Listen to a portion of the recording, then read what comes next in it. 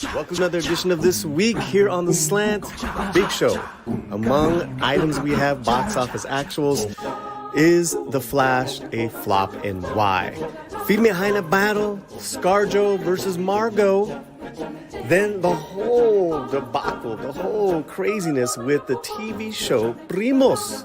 Hey, oye, oigan, PRIMOS. And then, of course, I'm going to have my spoiler review of Indiana Jones and the Dial of Destiny. Pues vámonos.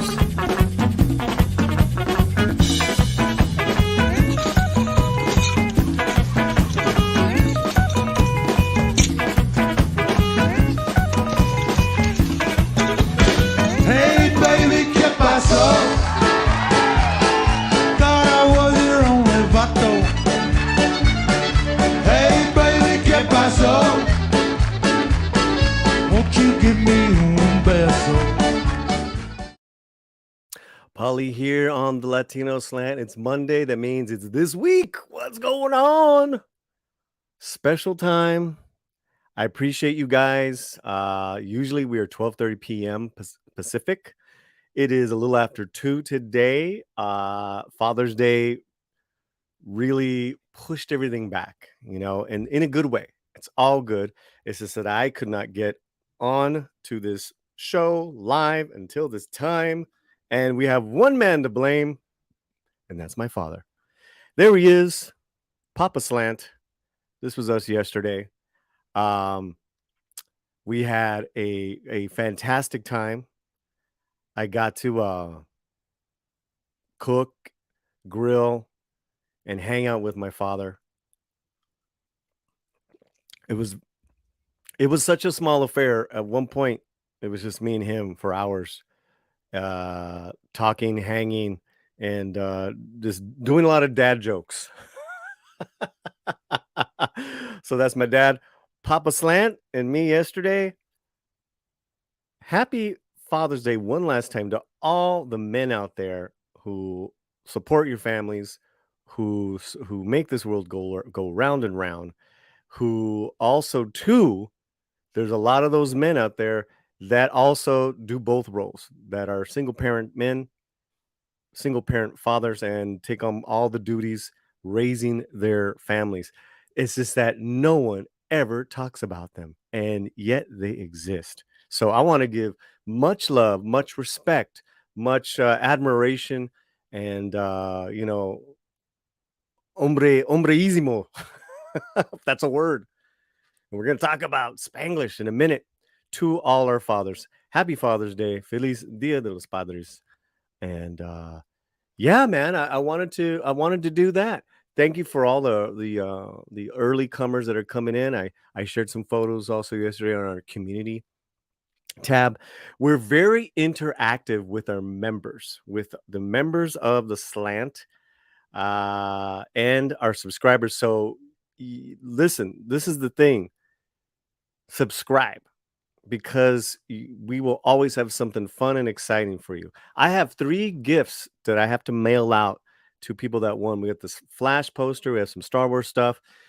We will do that this week because even the Slant has to get paid before he can do some mail outs. So look out for those guys who won. It's in my to-do list, my written to-do list. I have lists. I write stuff down.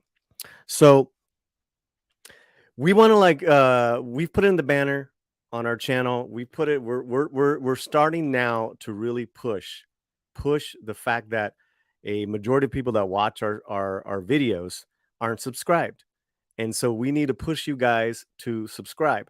And if you have, and you have been, which is great, get a friend, have them subscribe, because we want to get to 10K like yesterday. And so that means it's just we got to push the envelope a little bit. Okay, so it's so great to have you guys here. We've tweeted out this live link on Instagram, on Twitter. Muchísimas gracias. As you know, we are going to take a toxic macho minute. We have a lot of fun segments, and one of them is the Firme Haina, where we get 2 babes, 2 women that we love, and we have you guys vote on them. But as always, we have the great Fletcher Williams, who creates the videos for you guys to see. So let's bring him in. What's up, hombre? Hey, what's up, Slantinos and Paulie? Mm-hmm. Oh, look at that mug. That's a nice mug right there. Here's a nice mug. Look I at wonder if people can support the Latino slant by getting a mug.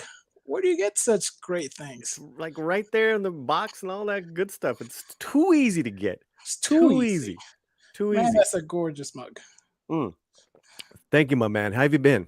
Oh, I'm doing great. Great. How was your Father's Day? I saw you, Papito, over there hanging out, grilling some chicken. Let me tell you one of the jokes he said. Okay, guys, ready? You ready? Why does comedy in an elevator? Why is it so funny? Why is comedy in an elevator so funny? I don't know. Why is comedy in the elevator funny? Because it works on many levels. Dad joke approved. Dude, my dad was a rolly. Like he literally had the book out out of his backpack. He's so cute. And he was just like, Paulie, I got another one for you. I got another one. I was like that guy. Stop. We had a fantastic time, man. We had a fantastic time. So that's awesome. And I hope everybody out there joining us in the chat had a great time with their dads and their families, you know. Okay, so enough of that. We got we got some Firme Haina time. So let's change we have a Asteroid City edition. Asteroid City. Scarlett Johansson versus Margo Robbie. I think it's Robbie. Robbie. Yeah.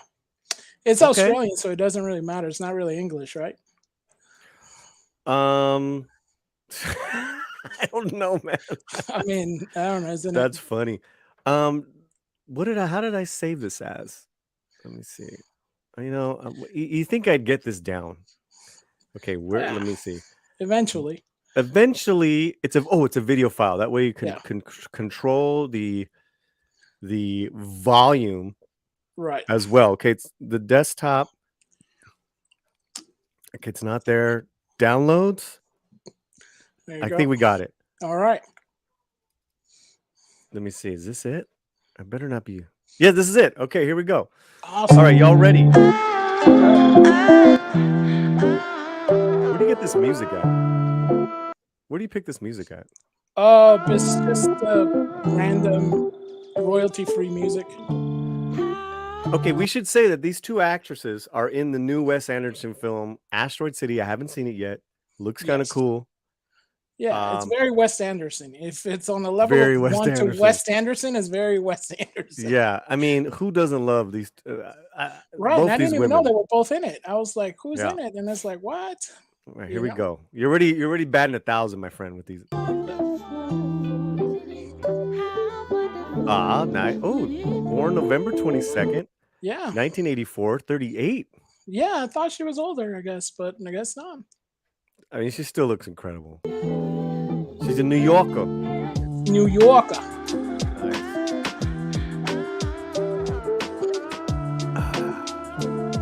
5'3" and another chaparra.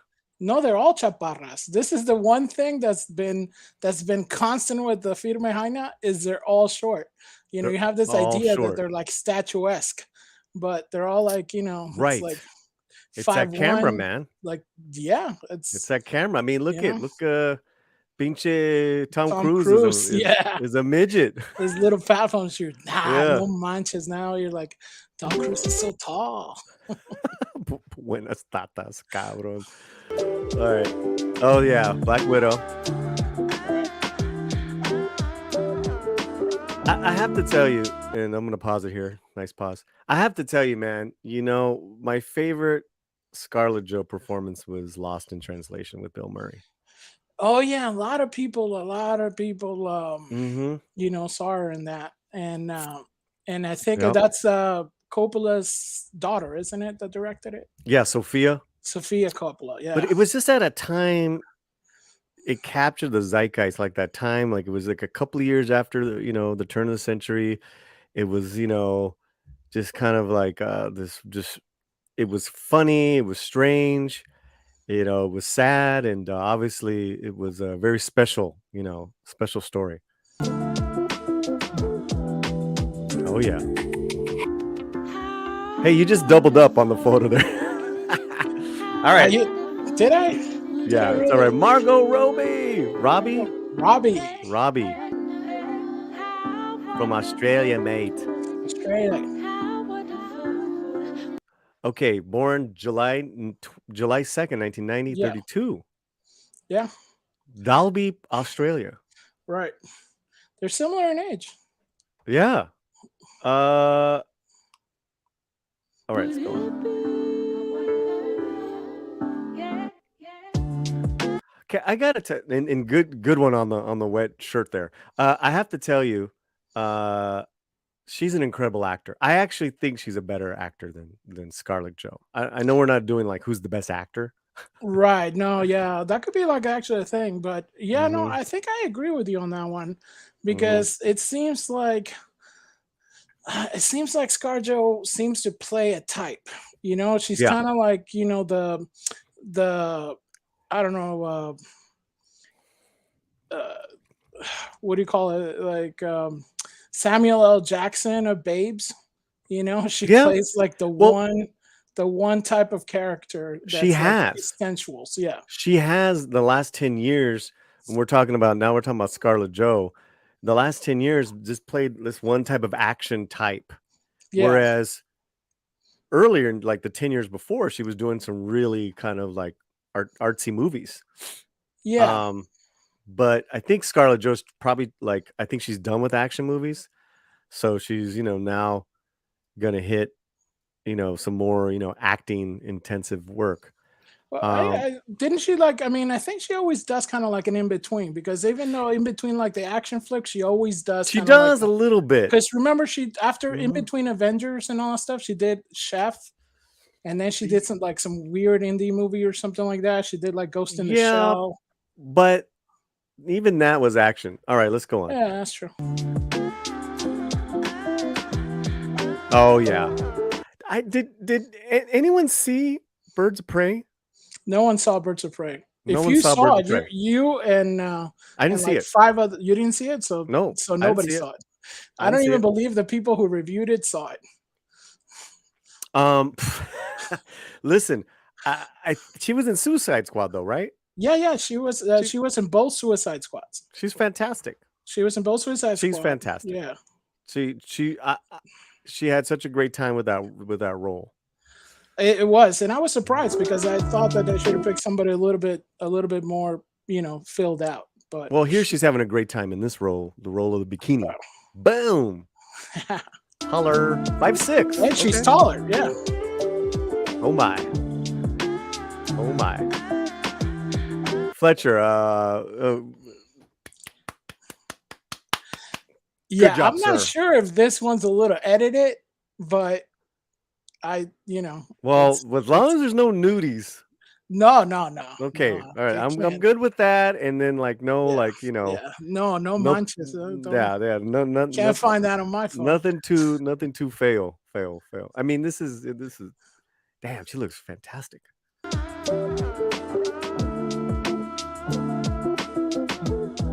Beautiful. Vote now, vote often, and depending on what state you're in, make sure your vote counts. I'm a big fan. I was a big fan of. I'm in the real minority here. I was a big fan of the movie Babylon, and Yeah. her performance, fudge, man, just her and el mexicano, ¿cómo se llama? Diego Uh, Calva. okay, yeah. Brilliant. Okay. Oh, she looks good in green. Yeah. She doesn't shy away man. from All right, colors. so yeah, vote now, guys. Where are we at? We have 29 votes, 62% ScarJo. Well, that flipped. Earlier it was Margot Robbie. That but, totally flipped. As soon as we I started guess the stream, Margo it did flip. was Yeah. because Margo was in the lead. Yeah, Margot was in the lead early. This is a tough That's one, because guys. you never know where it's gonna go. This is a tough one. Because early on, I was like, I'll be surprised if Margo gets any votes because I'm like ScarJo. Right. But now, I don't know, man. Well, the ScarJo fans showed up. I guess they did. We got some fans here. We go. Scarlett. Margo's a fine lady, but in my eyes, only Zazzy can beat Scarlett. Okay, I don't know who that is, but thank you. Yes, Lost in Translation is so far her definitive movie. It is, in that very nicely said. It's a landmark film. Lost in Translation. Boom! It was a perfect film. Also, too, post 911. You know, just to be in love with the wonder of life, right? To explore like her character did. Fuck, man, that movie still. A lot of those films did that after 911, like for 10 years. We're just, we got back to like, like the beauty, like the wonderment of life, or just like, or the brutalities too. But anyways, Wex Wuto. ScarJo is the better actor too. Take that back, Paulie. I don't know. They're both really good actors, but I I'll don't know. get It back does to you. seem like it I'll does get seem like back to Margot you. Robbie has like a more range. It seems like that, right? Right. I mean, it You could be know, just the role she's picking. and then she's gonna be in Barbie, right? She's Barbie. Right. Yeah. Orale. Our good friend Rosa Para. My favorite ScarJo performance is what she did in Jojo Rabbit. You know what? I didn't see that movie. Yeah. Yeah. I heard she was good in that. I didn't see that. It's edited. She doesn't have hips like that. Definitely edited. Oh, let me see. No, that's not edited. That is the way Properly placed. That's the way she's sitting on the stairs, so her hips is popping out. She's a flaca, but that's it. That's just a shot, nice healthy shot. Ain't nothing wrong with that. Feed me Haina battle. Vote now. Vote often. So is it too much to ask for a third choice that says both? Oh man, can I do that? Yeah. Let me see. Excuse me. I can't. The only thing I can do is end the poll, and I don't want to do that. Maybe for next And it's time. a battle, guys. It's a battle. Yeah, no, so somebody should win. Someone's got to win. Some participation trope is in La Haina. Yeah. No, Miguel Farah.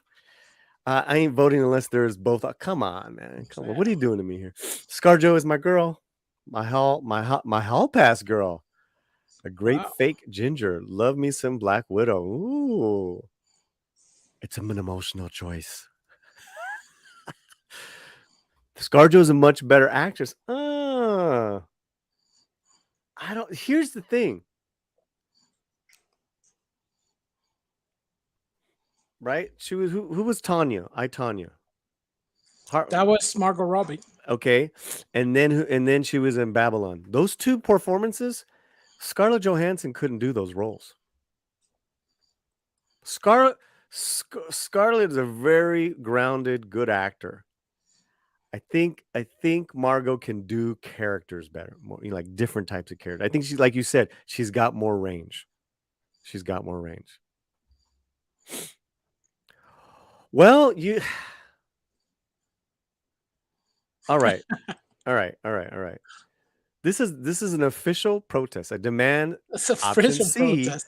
all of the above for $4.99. I mean, for $4.99, it's like, what are you gonna do?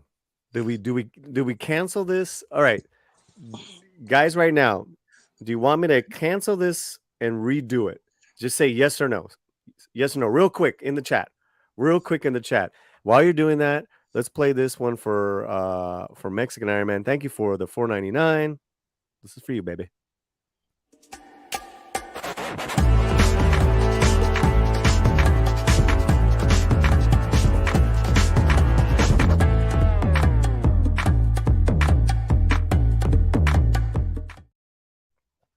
Okay, I need more votes, guys. So far, we just got 2 yeses and 1 no. If you want me to change this out, the poll is cruelly divisive. It's not fair to make to choose one over the other. I'm offended. You know what? I almost don't care, guys. This is a battle. I can't, part of me is like, all right, let me give you guys what you want. But the other part is that this is a battle. And we have Rosa Para in the chat. Rosa, I really value your opinion. So on this, chime in, man. Chris Gore, no Indy 5 spoilers, Paulie. Why not? And that's way towards the end. Why not?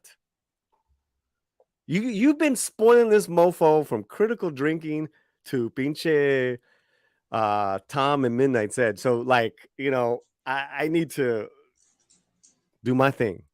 I'm gonna do my thing.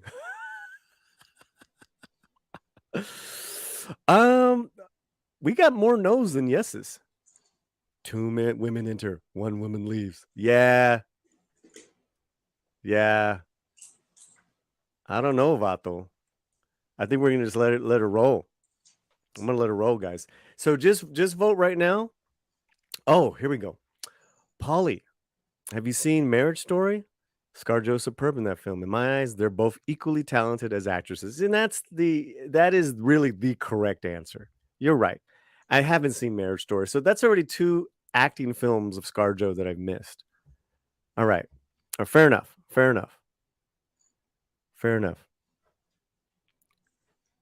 But we're not doing Indiana Jones till the end of the stream, guys. It's the very end.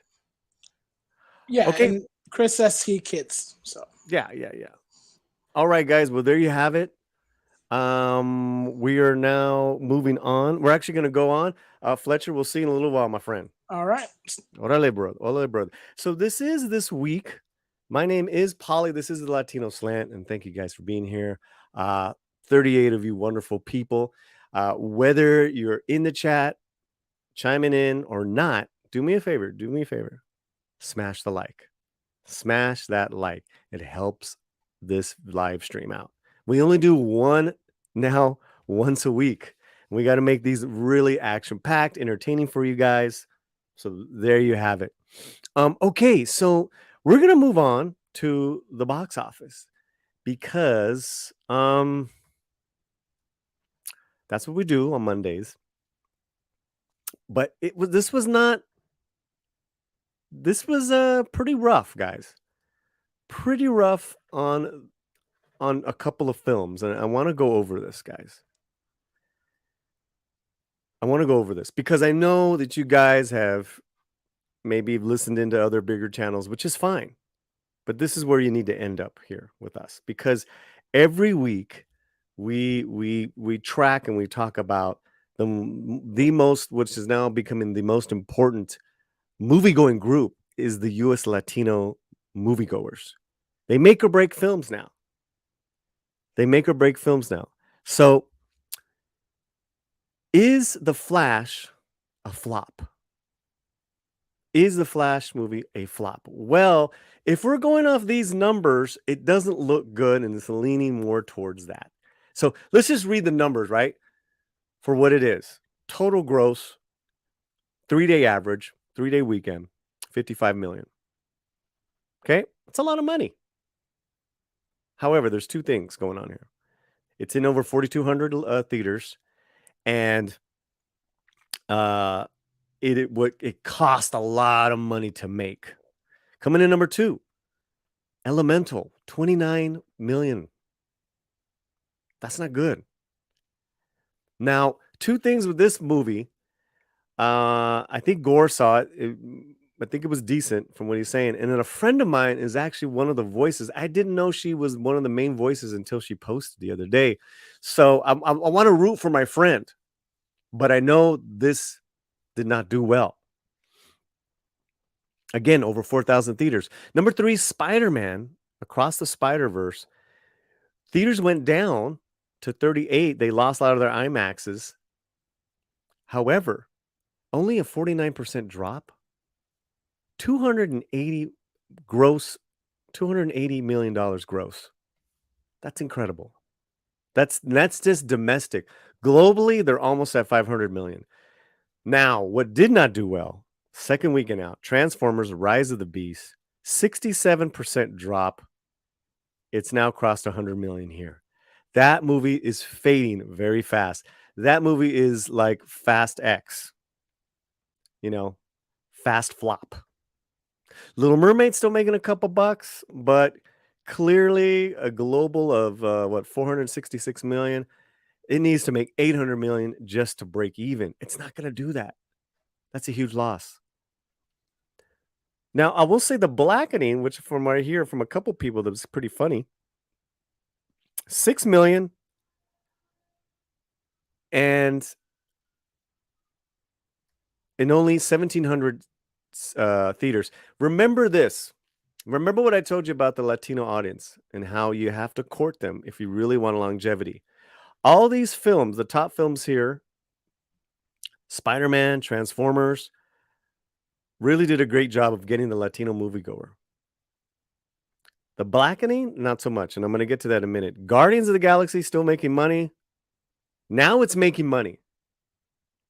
In its 7th week, it's still in the top 10. You got to give it props. You have to give that props, man.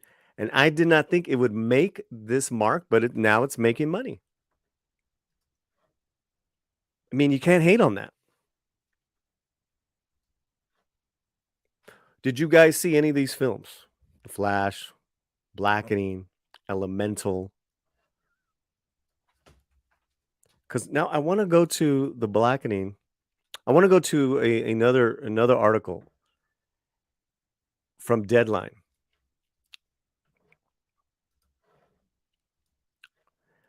Because this is really interesting, guys.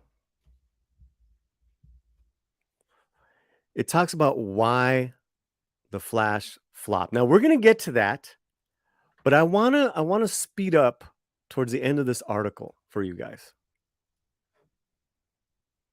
I want to scroll down because I want to go to The Blackening.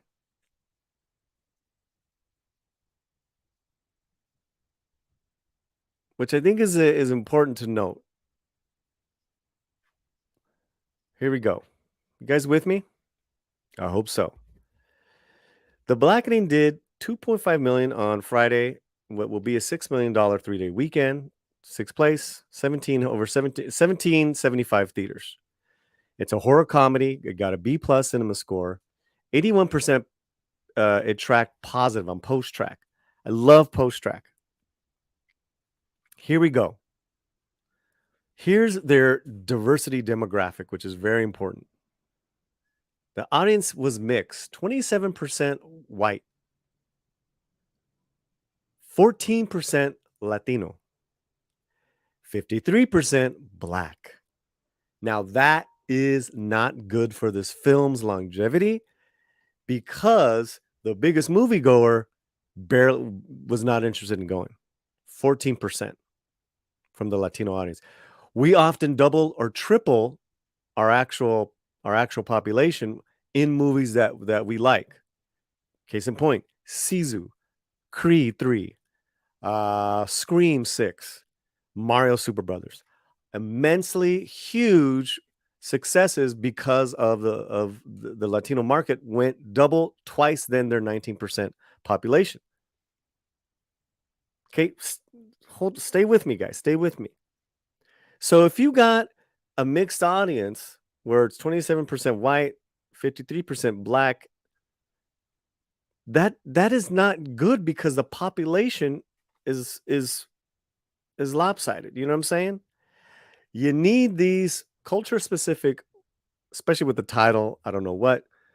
You need to appeal to the moviegoer, and especially that age range, 18 to 24 in the United States, or it can sink or swim. And especially if it's a comedy and it's not like a superhero movie, it's not in as many theaters, you need to kind of double down. I really feel, guys, that Flaming Hot did this really well because it knew what type of movie it was, and it became the #1 streaming movie from last weekend. They did grassroots promotion, like I don't know what. Those actors, the lead actors and Eva Longoria, were in every show you can think of, morning shows, their interviews. And then yes, they ended up in the White House. Now I say this because we're going to go back to the Flash in a minute, because it's one of the reasons why the Flash did not succeed. There's a lot of reasons why.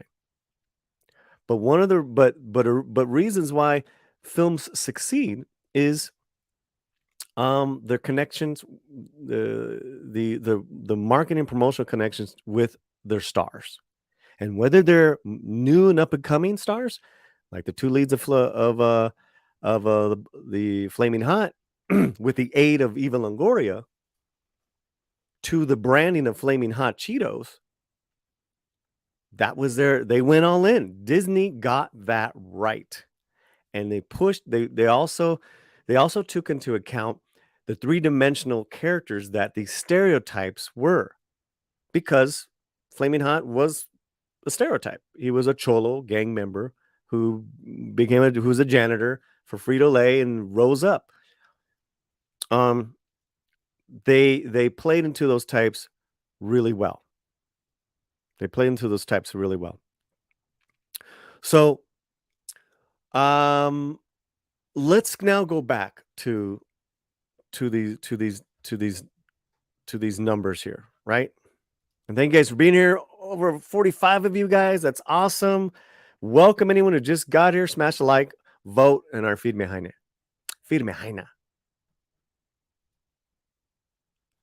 So this is a really interesting article, and I know that the great Cameron Pasha did a fantastic Patreon breakdown of this in the admission from mainstream media on why The Flash ultimately failed, because it did fail. Let's just be honest, guys. 55 million is horrible.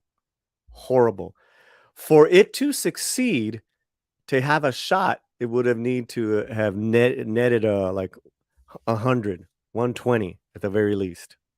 But there's a couple reasons why. Okay. Now, these guys bring up one reason, and I kind of see where they're coming from, right? With the strike going on, all the late night TV shows have gone dark.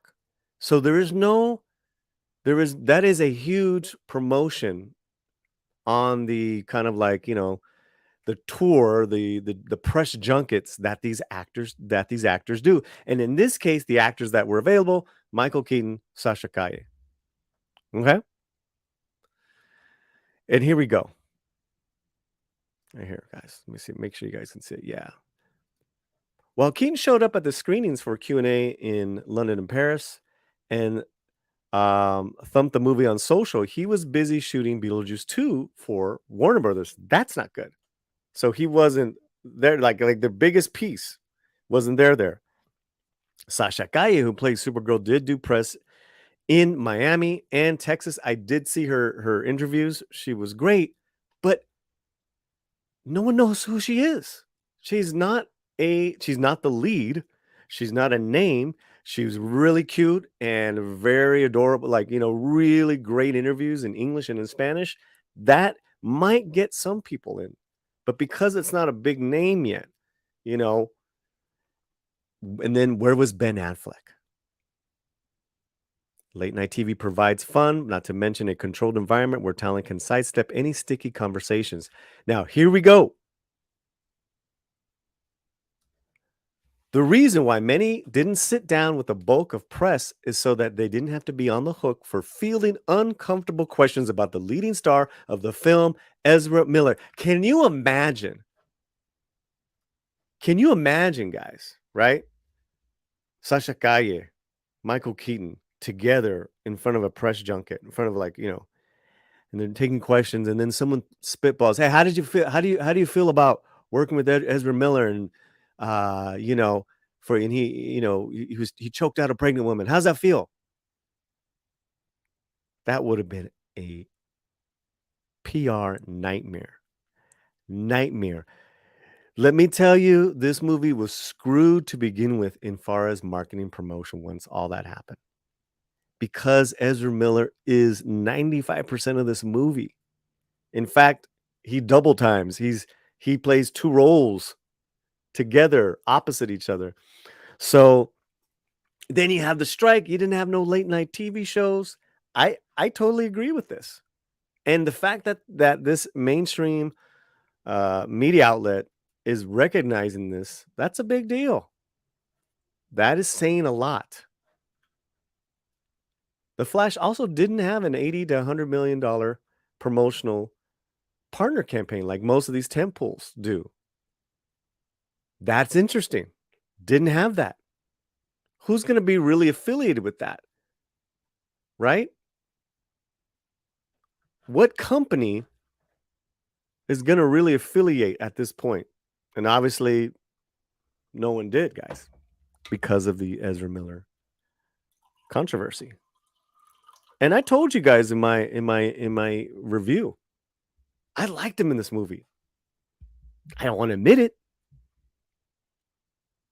but he was good. That's just, I think that's the only reason why it wasn't totally shelved, because of these performances. And then Sasha Calle was edited out. So was Michael Keaton, edited down. But they're like, okay, well, he's going to go away. We'll push Keaton. We'll push Batman. We'll push Sasha. But there you go.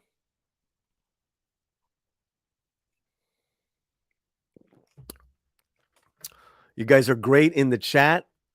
We're starring what you guys are saying.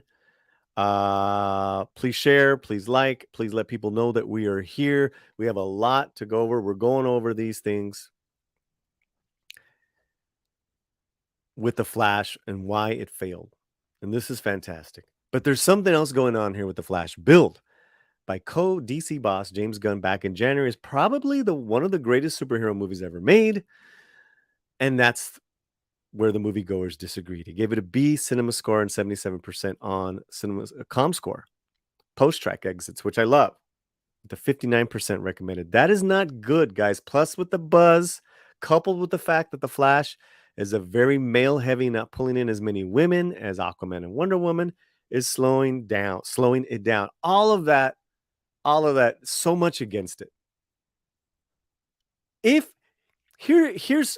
And remember, guys, word of mouth is everything. Word of mouth is everything. Guardians of the Galaxy continues to make money and now is making money because of its great word of mouth. That is a really good film. Spider-Verse, word of mouth. Plus, Spider-Verse got a tons of promotional partners. I mean, it was all over the globe. And the Spider-Man name. But I think Guardians is a little better of a comparison because it's not a top-tier comic book heroes like the Flash was, like a Superman or Batman. But the word of mouth is so good on this one that it's still, after 7 weeks in the box in theaters, it's still making money, guys. It's still making money. So Flash got bad word of mouth.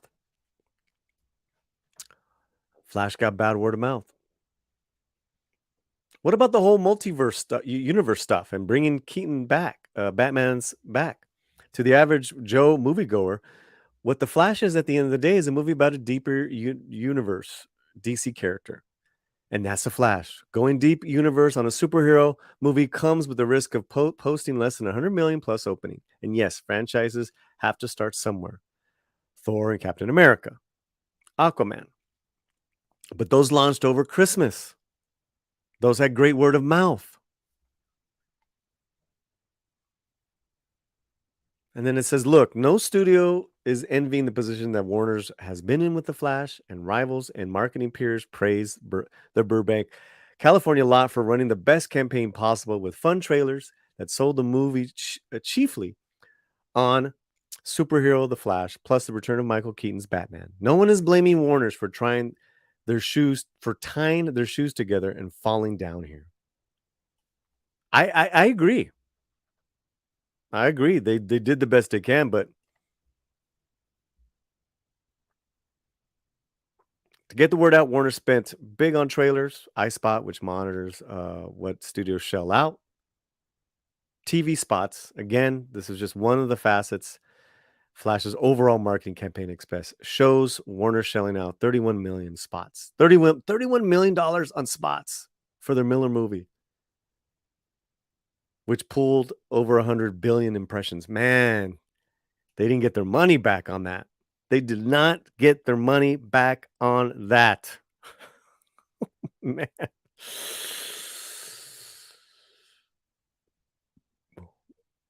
So when you have Deadline admitting this, guys, you know your movie's in trouble. I hate to say it. And I think they couldn't run away from Miller's controversy. Because let's go back and we're going to wrap it up with this and we're going to move on. Had Ezra Miller been the opposite, right? This really good guy, doing great things. People really liking him, like Sasha Kaye, right? And he's been building up like, good rapport. Maybe let's say this. What if he was Xolo Maridueña, Blue Beetle? People love Xolo. People love Xolo from Cobra Kai that they're willing to go check out Blue Beetle coming up. I think that's a good comparison. Right? Actually, it is a good comparison because Ezra's Flash was in a couple of films. Xolo's got Cobra Kai, but Xolo doesn't have any controversy that we know of compared to Miller. Xolo's very likable in his interviews, right? Ezra's gone and done some and said some very, very disturbing things. At the end of the day, this film could not run away from it. At the end of the day, guys, this film did not have a chance. So I get that Warner Brothers doubled down on this, reshot, delayed, said no to Batgirl, said yes to Blue Beetle. They put all their money into this one, and Shazam 2 got screwed. What's the other one? Black Adam. Well, Black Adam. I like Shazam 2. It was a lot better than Black Adam. So I think this, along with the fact that it didn't get good word of mouth as a movie, and then it's a superhero movie, people are over it, man. People are over it.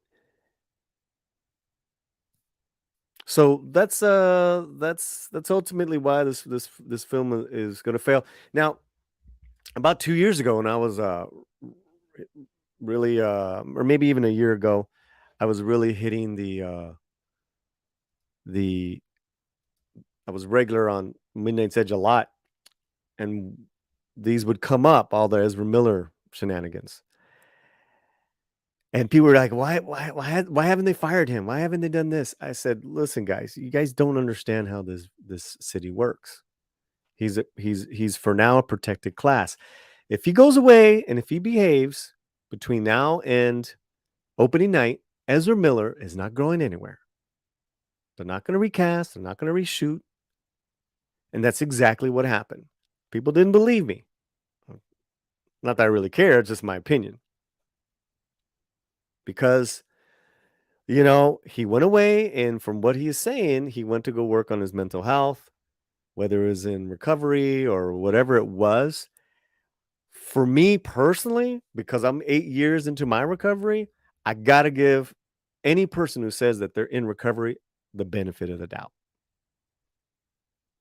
That's in our primary purpose, is to help that alcoholic who's still suffering, if they are capable. If Ezra Miller's capable, brother, I'm all behind you. But that's got nothing to do with box office sales, The Flash. I'm talking about you, human to human, right? And I always said that. People are like, oh, no, Paulie, nah, he's done some awful shit. He's troubled.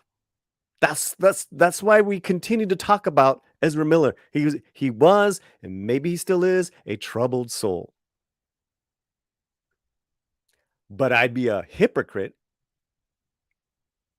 in my recovery if I wasn't wanting him to get help. And if he's saying he's getting help, more power to you, brother. More power to you. So he was not going anywhere at that time. And when he walked that red carpet, that made the headlines. Whoa, wow, Ezra's back. Oh my God. He said it was very scripted what he could say, what he could do.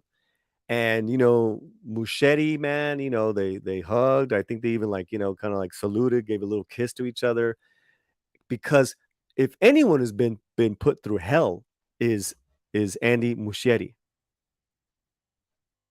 If anyone who's been put through hell is that director. Pobrecito, man. Poor man. Whew. That's hell, man. To what he, I mean, how long has he been working on that film? So anyways, he said the red carpet. He was on the red carpet. He had the man bun. He had the I don't know what. But he looked to me, in his eyes, in his skin, he looked healthy. He looked healthier, tempered, obviously. Whatever, cool. If you're sober, if you're got a grip and you're working it, like I said, I'm all for that. That's my primary purpose. Because, so that happened, and they're hedging all their bets. Warner Brothers, Zaslav, Muschetti. And I honestly believe that Muschetti and Maribel Verdú, who played his mom in the movie, showed some real genuine love and affection for Ezra. So I thought that was interesting in their post and what's going on with this film. They're so tied in. They're so tied in to each other as creators, as actors, as directors. You got to understand, they've given years of their life to this project. Now it's finally coming out. Boom. So, listen, it didn't work out. It's not working out for this film. And it's probably going to fizzle fast in about 2 weeks.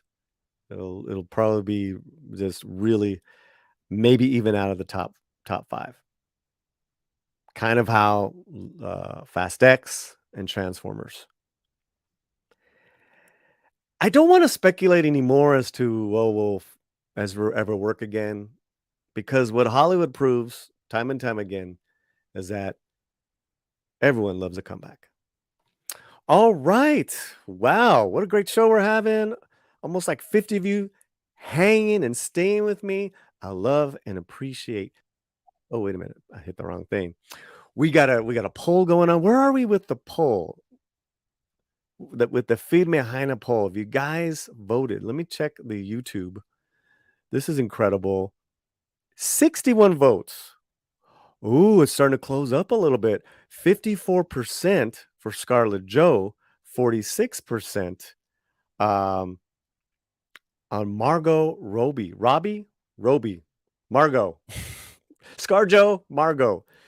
Cool, man. 62 votes now. Fantastic. I love that. 48 of you guys here with me. I got to tell you, we have such an incredible audience here on this channel. A very kind of a really truly diverse set of people, international. And I always love talking to you guys and hanging out with you guys, doing a lot of videos lately. Let me just tell you guys right now. Let me announce this right now. We have a couple announcements tomorrow. This week, I'm going to be on someone else's channel. I'm going to be on Struggle Reviews TV. Let's get that link in there, mods. And hail to all the mods. Saludos to all the mods. Tomorrow, 4:30 Pacific time, we are going to be live on her channel, and we are going to discuss the epic action film Apocalypto. And I cannot wait. It is one of my top 5 action movies, I'd say, the last 30 years. Hands down. Hands down. I started watching it again last night, and Apocalypse, it just grabs you from the first frame when it's pulling in through the forest, and that wild boar comes out at you, bro, I'm all about talking about this film. Struggle Reviews TV. She's got a great channel. That's tomorrow. All right. Well, I got some starred comments. I want to get to them, and then we're gonna go to our next. I believe. Ooh, we're gonna start talking about. Let me just say one thing really fast, because people are already crapping on the Blue Beetle. I saw this on Midnight's Edge, and not the panel, but the chat. Blue Beetle's gonna flop, 15 million tops, tops, and I'm like, guys, I track this stuff. You guys are not in the same circles I am. Sometimes that can be a detriment, because Latinos from Latin America can be they can be ignorant of what's going on in the US because of the bubbles they live in. And it goes ping, ping, ping, ping, ping. I truly believe that the US Latino audience, the movie going audience, is going to show up big time for Blue Beetle. In those circles that I run, everyone's talking about Xolo and Blue Beetle. Everyone is talking about their performances. So while this fandom bubble can say, nah, man, George Lopez, Batman's a fascist. Nah, fuck that. I'm out. Hey, I get it. It's your opinion. But if there was a Latino film where Latinos are going to show up, it's going to be this one. And I think it's going to be in big droves, because it's a superhero movie first. And unlike The Flash, it's going to be played by a young talent that he's very beloved right now. Xolo Maridueña. I can't think of a younger man who is more beloved and where people are really interested in this guy and to see what he's going to do next. Because a lot of people have grown up with this guy, seen him grow up as Miguel in Cobra Kai. So again, I just wanted to say that in regards to Blue Beetle. I want to move on. I wanted to connect that to how movies market themselves nowadays with a lot of sophistication. Sometimes they hit, sometimes they miss. In regards to the movie going audience. Okay, we got Claudia Pimentel. Hey, Claudia, I haven't seen you in a while.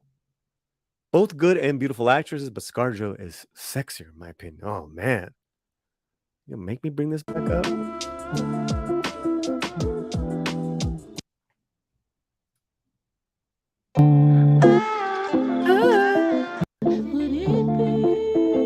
Yeah. She is sexier. She's absolutely sexier. There's no... I'm not arguing. Praise the Firme Highness. Praise them. I'm gonna get in trouble. Hola, Vanessa. Elemental looks like it's doing worse than The Good Dinosaur. I heard it's pretty good, but this is such a tough movie going season right now. It just got even though it came in second place, it's gonna get buried. It's absolutely gonna get buried. Soul Assassin. Don't know much about Elemental. Probably lack of advertising. Yeah. I saw the trailer and I was like, oh, that's cute. But it's like, for kiddies. But I'm hearing that there's actually kind of a deeper story behind that. Martin saw The Flash. What'd you think, man? Let me know what you thought. More MAGA. Oh yeah, the strike. Forgot. Never watched late night unless it's Johnny. Yeah, I stopped watching late night a long time ago, man. Rosa Para is here. When you had all the early screenings, that hurt too. A friend of mine had seen the film 4 times before the wide release. Great point. And that was it. I believe that was in the article, is that The Flash had so many early screenings. You guys remember when I saw it, like what, over 2 weeks before it came out? And that I went with a friend, and I think at that point, he had seen it twice before. So you're absolutely right. Wex Wuto, no women showed up. Too bad they didn't have a handsome, beloved actor playing Superman. I know, but I know. Henry Cavill got screwed. All right, they messed up royally. Judy Lopez, I like Guardians of the Galaxy. It was a solid movie. Yeah, I gotta honestly, I haven't seen it. I can't say I saw it. I saw like the first 20 minutes because I was waiting for another film, and then it started. I gotta go. I want to go see it. Manolo, ¿Qué pasó, Manolo? Flash had a basic fatal flaw besides a myriad of issues. Flash is a secondary character, played a C-level actor at best, with little possibility of breakout performance. And I'm not okay. Well, two things here, right? C-level actor at best. To me, he gave an A-level performance. It was Ezra Miller at that time. Like, you know, I disagree.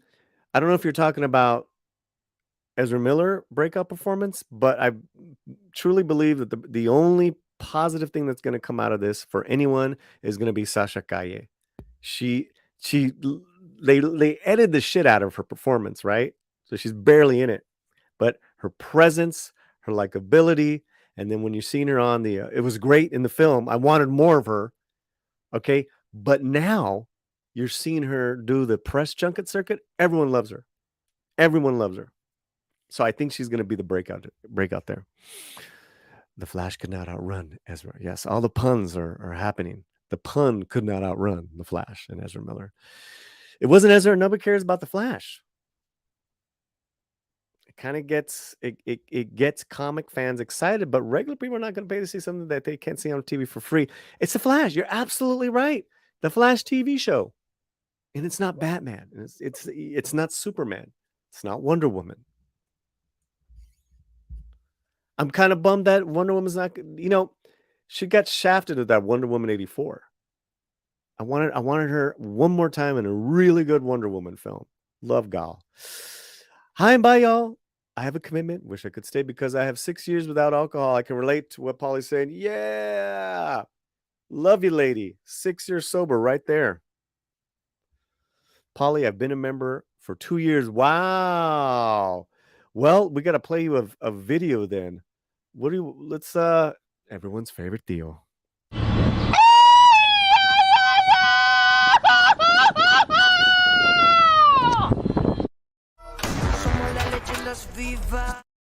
Courtney, who says in a membership chat, can't stay but wanted to show more love. 2 years a member. Whoa. Love you, Paulie. Much love to everyone here. Much love to Courtney. All right. Ezra had no business leading a tentpole movie. Again, Manolo, take all the controversy aside, out of the way, take it out. If that didn't happen to him, it would have been, it would have done better. It would have done better. But listen, woulda, coulda, shoulda. 10 years, 6 directors, 8 script rewrites, or something like that. The Flash. Yes. Thank you. Thank you. This was much. And then you throw in Ezra for their screwy, man. Shelley Lee for $11. Thank you, Shelley Lee. Thank you so much, dear. 2 things. 1, congrats on 8 years. 2, the blackening. Some things just aren't meant for black folks, and that is who showed up. Well, wait a minute. Some things are just meant for black folks, and that is who showed up. Well, 2 things. That's fine. That's fine. But white people showed up more than Latinos, but Latinos are the biggest movie-going audience right now. So this is show business, right? Not just show business just for Latinos or just for African Americans. That's a stupid model. This is show business for everyone, right? There's a way you can market something for everyone to where people will come and check it out. And yes, 53% of the audience was African American. I'm just saying. All right, good point. Thank you for the super chat. We'll play a video in a minute. The Flash, it's okay. I liked it. Yeah, I liked it too. It was okay. And here's the thing. I liked it better than Indiana Jones. Star Wars Marvel purist. What's up? Hail to the Latino slant. Flash was a skip for me. Just caught the trailer for Craven. They decided to add all the blood after Morbius and Carnage. ScarJo in her prime for the W. Let me tell you, man, I saw like 2 seconds of that Craven. That looked. And Russell Crowe's in it? Here's the money. Here's my money. Here's my money. Rob Nod. I want to see it too. Okay. Which one? Flash or Blue Beetle? Let me know. Rosa Para. My kids saw Elemental. They liked it. They said it was Inside Out meets Zootopia. My 2 oldest watched Transformers. They also loved it. I watched The Flash, and I had a blast with this. Yeah, I know you really like The Flash. There was some stuff in it that I really liked. I was surprised that I liked with The Flash. I think ultimately, though, as a full movie, they just messed around as far as the storytelling. The multiverse didn't make sense. The villain. I mean, who killed the mom? Why was there General Zod? It was a mess. It was a mess. Hey, Paulie in chat. You're right. I had great fun with the Flash film. At one point, I laughed so hard I nearly passed out. It ended very tragically, though. I liked it very much. Oh, okay. There you go, guys. There you go. There are some people that are really liking that film. I hope her deleted scenes are in Blu-ray 4 cover or whatever. That's for Sasha Kaye. I know. I think the things that with those scenes is that it would have changed the universe too much, and it would have really like Superman no more. I don't think they wanted to do that anymore. I was referring to Guardians 3. Okay. All right. Yeah, I want to see it too. Yellow Flash killed the mom. What mom? Claudia Pimentel became a member. Beautiful. I love that. And this is for you and all the...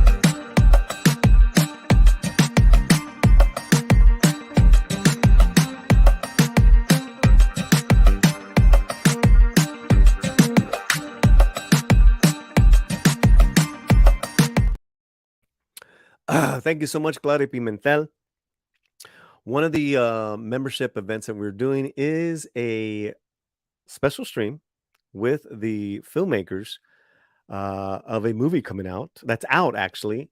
We're going to have them, producer and director, and you guys are going to get to ask questions about independent film, about Hollywood. They have some very strong opinions for and against. It's going to be great. And that is a membership-only event. We will announce the date and time and all that stuff, but that's going to be just for you guys. Just for you guys. Some wonderful people here. I love it. Thank you guys so much. Well, let's bring Fletcher back in. Let's see who's winning. It looks like ScarJo is still in the lead. She's killing it. 74 votes, 57%. Wow. That's all. What was like the biggest winner so far? Oh, what was the biggest Wasn't winner? it Sasha Kaye? No. Was it that? I think so, man. Wasn't when you did Salma, and then that other time when you did we got to start keeping track of that. Yeah, that's one thing we have not. I think it was Sofia Vergara. Okay, we got to start keeping track of that. So okay, so now we got a fun little segment here because we want to get people ready for Primos and all the problems. And I think this is a good way to break the ice. This is chat interaction. Okay, all you guys get ready to type. Okay, because what we're gonna do is bring up some images. And I want to know, how would you phonetically spell this as if you were a Latino parent? So it's the chat versus the Latino parents. Did I get that right, Fletcher? Yep, you got it right. So basically, it's an extension of what would your Latino parents say? It's an extension of what your Latino parents say. This is a, you know, with accents and all, and then we're gonna get to the primos. I think it's there. So let's kick this off. Here we go. Okay, so here we have 4 items, 3 drinks, 1 streamer. How Latino parents pronounce products. Okay, let's start with the first one, guys. Pepsi. How would you pronounce Pepsi? All right, so write it down in the chat and let Write us down the know chat. how would you, Yeah. how would a Latino parent How would say it Pepsi right? phonetically? Yes. Phonetically. Okay, think that way.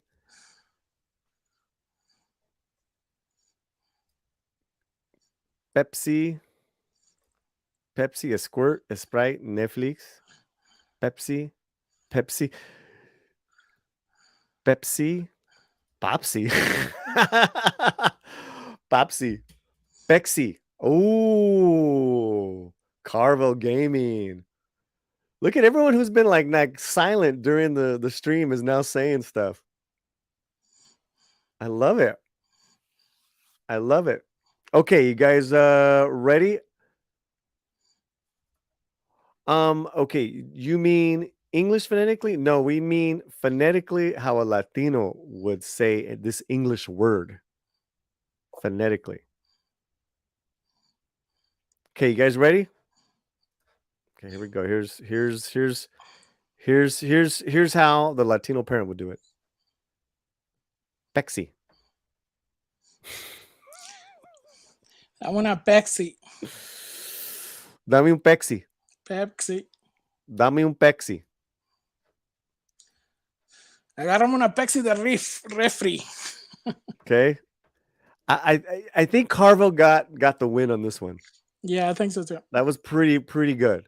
Yeah. That was pretty good. Okay, now that you guys know how we're doing this silliness. Amazing baking soda got pretty close too.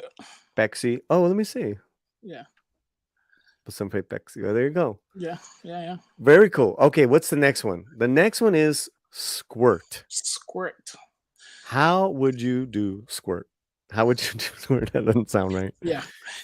Somebody's gonna clip that. Yeah, please don't. Please don't. Please don't. We're trying to grow the audience and grow the live stream. Great crowd here, man. Great crowd here. And trust me, coming up next is the Primos controversy. Primos controversy. Okay. How would you say squirt? A squirt. Squirt. Squirt. Squirt. A squirt. Squirty. Okay. All right. Well, here we go. You had Pepsi, and now you have a square. You got right. Amazing baking soda, a square. Amazing baking soda is killing it. Yeah. Nicely done, sir. Very well done. Square. One can even say it's queer. It's queer. Well, that's only in parts of San Francisco, it's queer. It's queer. We got, much love to everyone. It's queer. It's queer in June. Queer. Now all I can see is queer. Jesus Christ. Jesus Christ. Okay, what's the next one? For June, What's the next one? Sprite.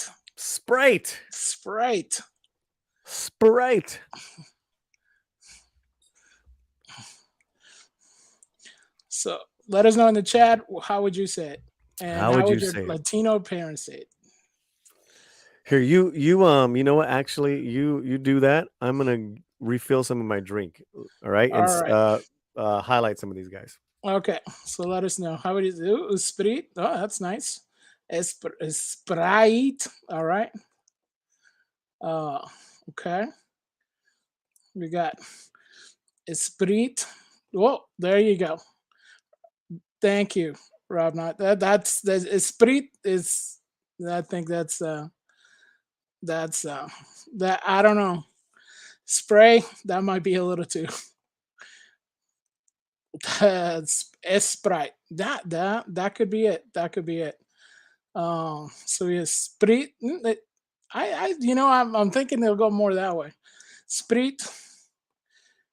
There you go. We have Queretico, a Spirit. Well, I think that's the airline.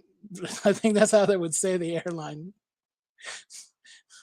Come on, Oracle. Are you even trying? Soda. But they might say it. All right. So let's see. Is anybody else? We got that one. Yeah.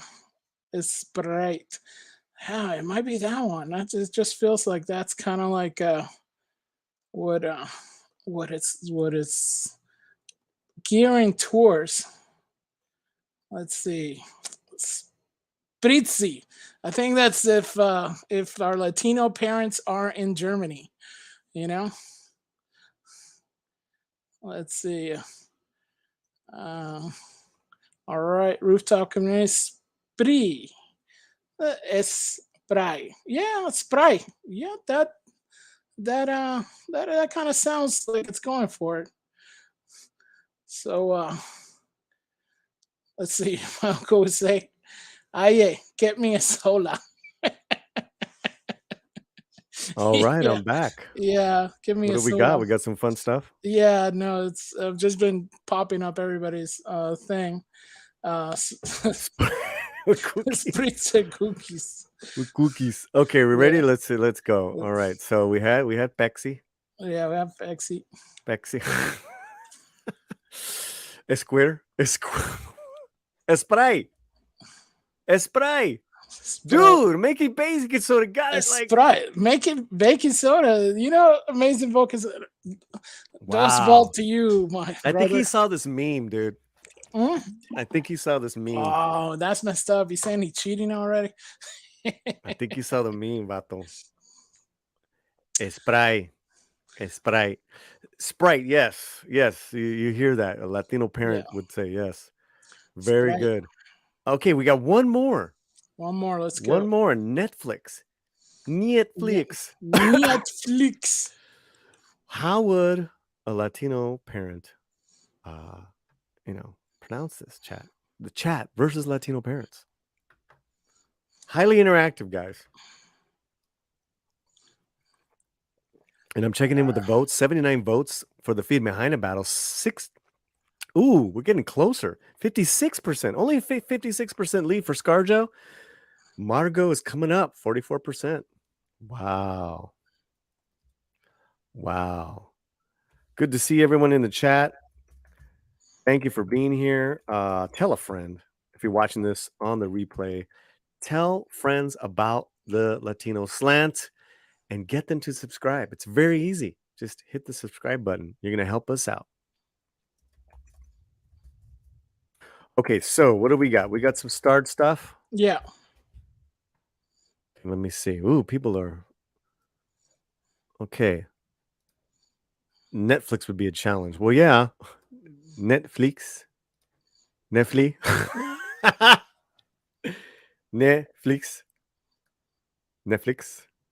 I mean, that's kind of the same thing. I like that one, Netflix. Netflix. These are amazing, by the way. Netflix. Why are people putting spaces? It's like what Latinos the have spaces makes it, Latinos are dyslexic, so it's like Netflix. Okay, here's the last one. You guys want to know? Here we go. So you had Pexi. You had Esquire. You had Sprite. And Netflix.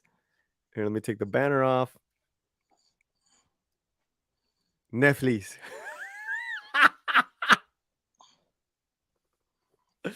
Who got close?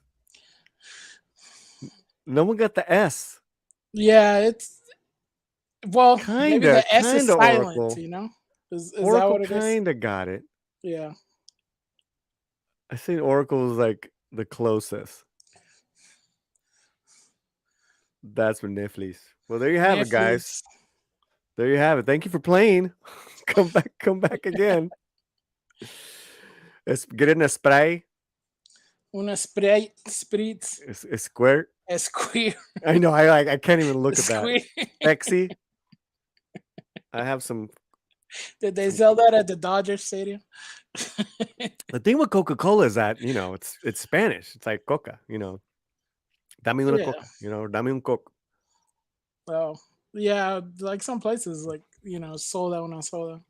Una soda, yeah. Yeah, una But we're Coca. doing brand names. Coca-Cola. Right. How would you say Yeah. Coca-Cola? Right. You know. Well, thank you guys. That was a lot of fun. All right. I'll see you in a little while, Fletcher. Okay. Well, we are going to get into this PRIMOS Backlash. Okay, and I have a lot of thoughts on this. So I think what I want to do is I want to start from the beginning, and I want us to watch this trailer, which really is, I think, the beginning intro of the film of the TV show. It's an animated TV show that was just announced. That's gonna be on Disney Channel. So let's just watch that. And don't forget, guys, at the end of this live stream, I will be doing my Indiana Jones full spoiler review.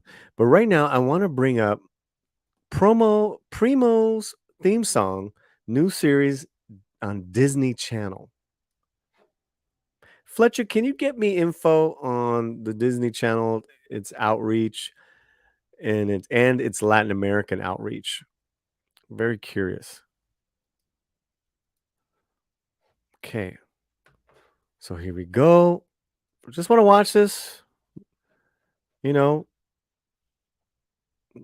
judgment, whatever. Hey,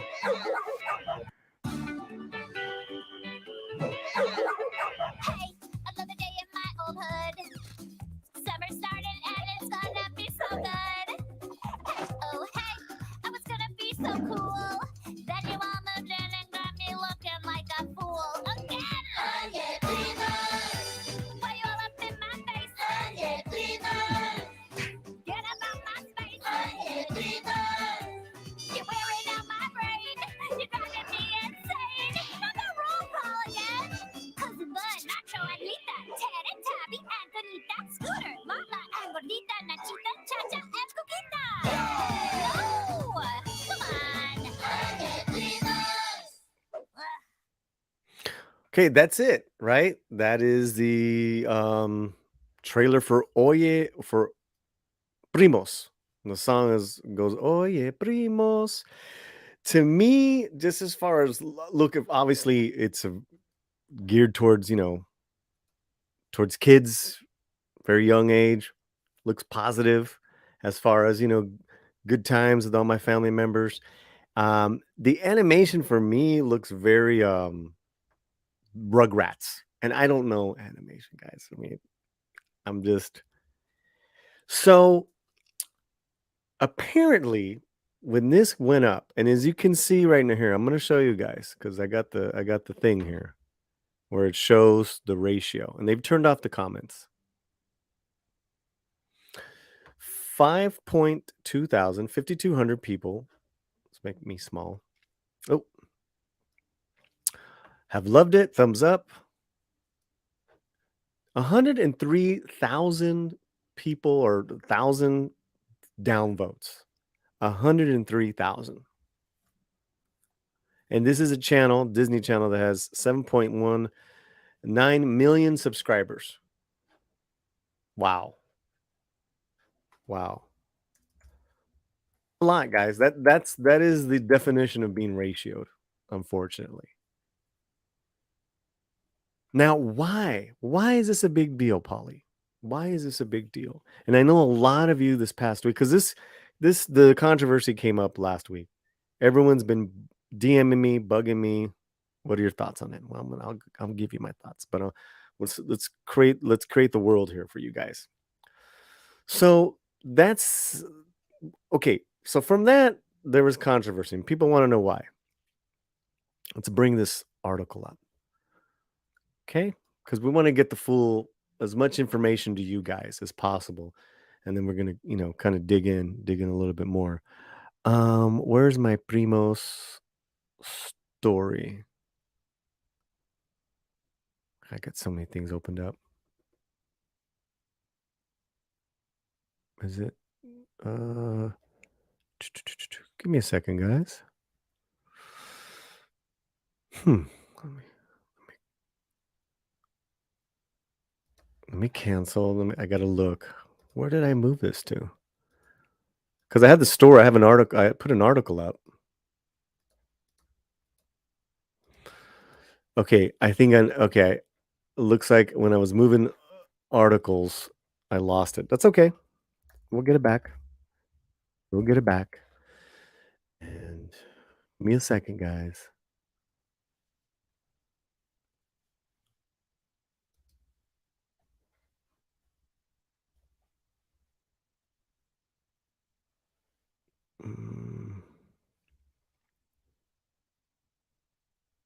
Okay, this wasn't the okay. This is, you know what?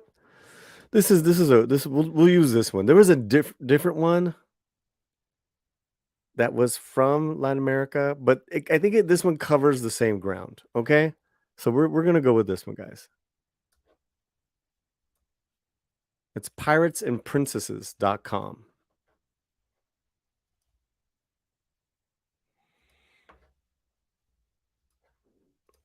Okay. Upcoming Primos animated show faces backlash. All right, there you have it. So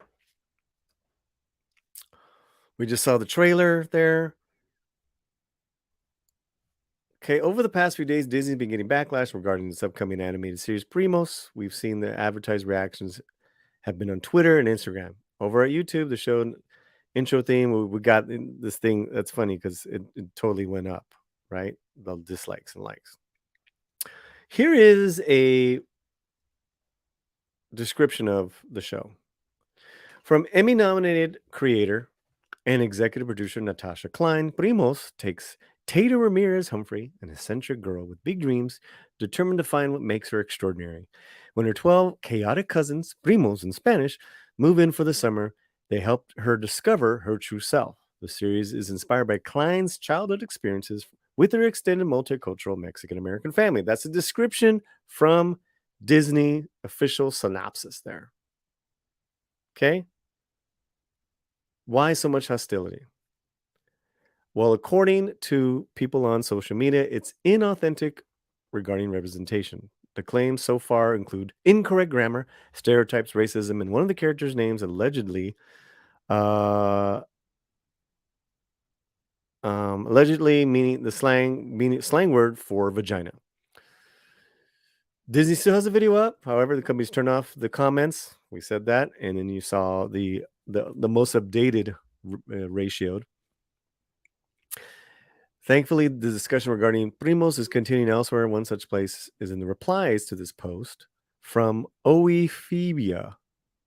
Within, we see that one of the voice actors and even the show's creator are responding to the negativity. Posts are saying that Disney has pulled the intro video down from Twitter. However, the users posting and deleting the Primos themes were not officially Disney accounts. Okay.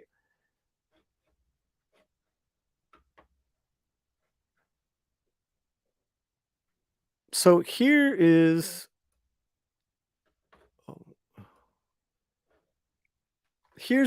an example of the criticism, and then here is the leading actress, the voice actress, playing her, the voice actor, right? Responding.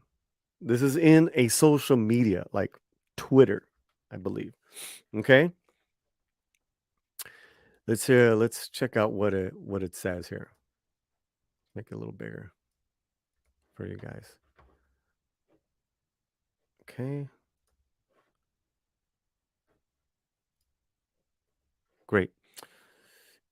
It had been nice to proofread all this. Oye primos is so wrong. It would be oigan primos or oye primo. No S clown face gringos at it again. Okay. Now this is from the lead actress, the voice actress. Hey, I've been really wanting to delete your comment because it's really rude to the American diaspora of Latinos. This is the exact reason why we are ashamed to speak our mother language and carry on the Latino tradition. It's bad enough that we're already picked on and made to feel less than by the country we live in because of customs and traditions we carry from our Latino roots. I'm going to leave it up so people can see that rudeness is not strictly an American issue. Language is fluid and transitory, depending on where you live and who you learn it from. I, the writers, nor the creators of this beautiful show, do not have to prove our, what did it say?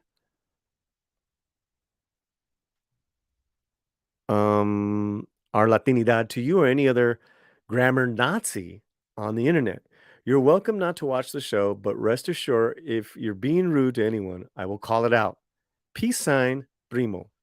That is from Mirna. I forgot her last name, but that is from the actress Mirna. Okay. So you're already starting to have the creator, the actress going back and forth with people on the internet. And the people on the internet, they don't know what you know. They don't know what it takes for your show to work. They don't know all the hard years and work and effort that it takes to do your show. It's an animated show. It takes years to make. They don't know any of that. You do, creators. What they do know is what they see and what was put up by Disney Channel. And in the US, it's 122 million households, I believe, in the US, Disney Channel. But this post probably, on YouTube, probably hit all of Latin America. That's what they're slamming Disney at first for. It's like, hey man, this Spanish is wrong, and why is that person called that? And this is racist. So the creators took it upon them to, hey, we don't need that type of, reaction behavior. You're wrong. You're rude. So that's the first part of this, of what's going on. There's more. There's more, guys. Okay. All right. Let me see. The creator from ironically admitted it to not researching Hispanic culture for this show about Hispanics. Ain't no way. Laughing my butt off. Nah, bro. This ass. Okay. Jimena says, sorry, but it's horrible. Full of stereotypes and no primos. We don't talk like that. Did you consult someone to speak Spanish at least? It's difficult when you're carrying other people's dreams. I just try to stay true to what I know. Well, you don't know squat. Disney has removed the theme song from their upcoming series Primos on their social medias, except for YouTube, due to the backlash about its stereotypical themes and incorrect uses of Oye Primos. On YouTube, the upload has, okay, blah, blah, blah, blah. It's hit a nerve. It's touch a nerve with those directly involved in the show's productions. I dislike the purity contest currently being used regarding who can create certain types of stories and art. So trying to blame the showrunner for not being the correct percentage of a race seems like a silly criticism. What do you think of Primos? Let us know below. And let me know what you guys are thinking right now. What are your thoughts here? Okay. Miguel Farah, only saw the trailer of Primos on the Saturday stream, made me fully hate it forever. Always kicking him off. So rude. Who? Who we kicking off? The ugly art style has become so commonplace with Western animation. I'm sick of it. Bucky Cat. Yep, that art style is just awful. Totally insulting. Okay. It started with Gravity Falls, which was a hit, but not for its animation. Okay, thank you. I hate the ugly animation. Everything looks the same. Cal Arts. Desde el título ya está mal. The ugly AF animation takes a backseat to the horrendous and wrong stereotyping. 12 cousins in one house. The comments are automatically disabled as it's a white. Oh, okay. Well, that's good to know. That's good to know. But I'm sure they said some awful things that I'm sure they didn't know it was like just for kids. Who thought Earthquake Heights was a good name for a city? Romina, what's up, Romina? Is this the Primos Paulies have been raving about? No, it's a different show called Primo, singular. Primo is on Prime, Amazon Prime, and that's a live action comedy. This is Primos, cousins, and it's an animated show that's not out yet. So I'm seeing what you guys are seeing. I heard the writer or creator's Latino. Is it true? Yes, she is. Natasha Klein. She's half Mexican and half white. Paulie, Mirna Velasco. Okay, thank you. I'd rather watch Dora. The show is DOA. Okay, so just taking it from there, just from that small sample, you guys didn't like the animation. I can't really argue with that. One, it didn't bother me, and two, it's ultimately for kids. So it's not that I don't care. It's just that's who it's made for. I'm not so it's now there was all right, so those complaints about names and stereotypes. They called it Terremoto Heights. Terremoto means earthquake. Because it is in a part of Los Angeles called the Inland Empire, which is outside of LA County, which is on a lot of fault lines. This is where the creator grew up, Fontana. Also, too, guys, the air quality is historically very bad there. It's where they get all our LA smog. That's why you had the haze. It was on purpose. So to call it Terremoto Heights, to me, that's like, and it said the 210 freeway, that is saying straight, it's telling you how it's localized, very site specific. I don't have a problem with that. No problem with that. That's LA. Fontana, Fontucky in the house. You said 12 to a house, guys. That's part of my upbringing. I don't understand. Stereotypes were created because they're created out of truth.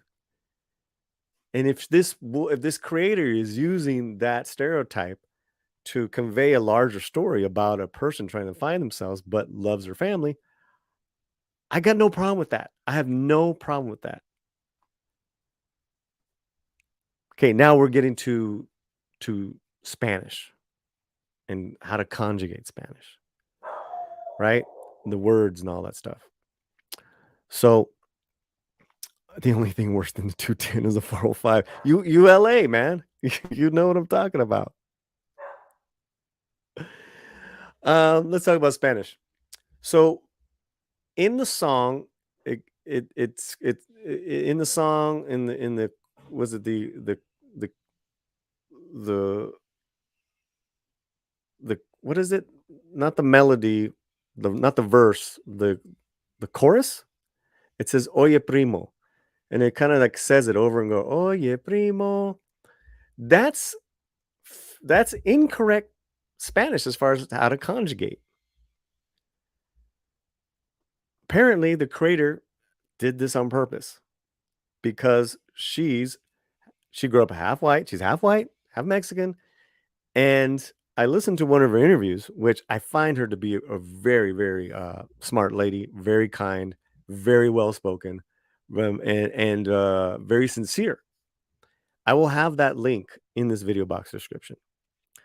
So again, I don't have a problem because we all grew up. A lot of us that are second, third generation with bad Spanish. That's part of the Chicano experience here. It's not Latin America, guys. That only happens in America. So, again, yeah, you could have said, "Oh, hey, primos," or "primos," whatever. That's what they're going with. The names. We are, I think one of the monoliths that we do have is this affinity for being very creative with our nicknames that we call each other. You see someone in the family who's got freckles, pecas. Maybe one brother or one sister is lighter or darker than the other. Negro.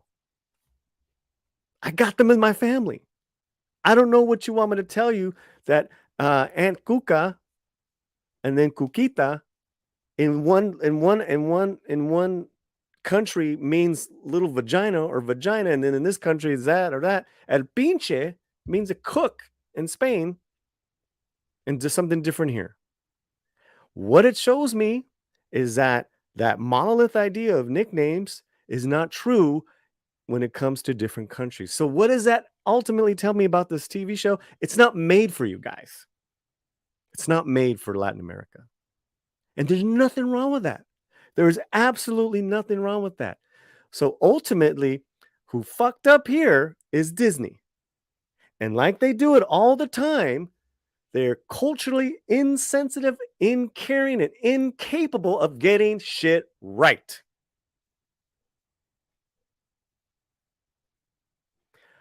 Now, my Spanish is horrible. I trot along as best as I can. I used to have a really, really bad, I'm talking about like in my teens, wanting to belong in the west side of Los Angeles, a really bad self-confidence problem because I wasn't Mexican like other cholos that were going to my school. I or even my cousins that lived in East LA, because by that time I was completely separated from that part of my family, and I grew up in Santa Monica, which they call whitewashed or you're a coconut. Um, I I was at that time in high school because I was into theater and this and that. I was a different kid. I was ashamed of being Mexican. Only growing up with my mom and not really being disconnected from our East LA family and our family in Arizona. Literally overnight, we went from East LA to West LA. And if you guys know anything about LA history, those are two completely different worlds. I understand where Natasha Klein is coming from, because there's a lot of us people like that. And I'm not half I'm not half white. That's almost an excuse. I'm fully Mexican. Like, as far as our bloodlines, I can trace both my bloodlines back to Mexico. But I'm like, fifth generation. What the fuck? Well, I'm a Chicano. I'm an American. There's a lot of people like me. There's a lot of kids growing up like that. That's who this show is for. I have no problem with that. In fact, I am overjoyed that there's more diverse Latino programming happening now more than ever. It's never been like this. TV and film. Count them, guys. Count the big hits. Primo, Joaquin Murrieta. Was that In Love, the comedy? I forgot what it's called. Lincoln Lawyers coming back for a second season. The films, Spider-Verse, Flaming Hot, Scream. I mean, they all on some different levels are dealing with Latinidad. Beautiful. I love it. You know what's not dealing with? Latin America. This is a U.S. Latino experience. I love my Latin American brothers and sisters, but this has nothing to fucking do with you guys. Someone gave me an example yesterday. I was thinking about this.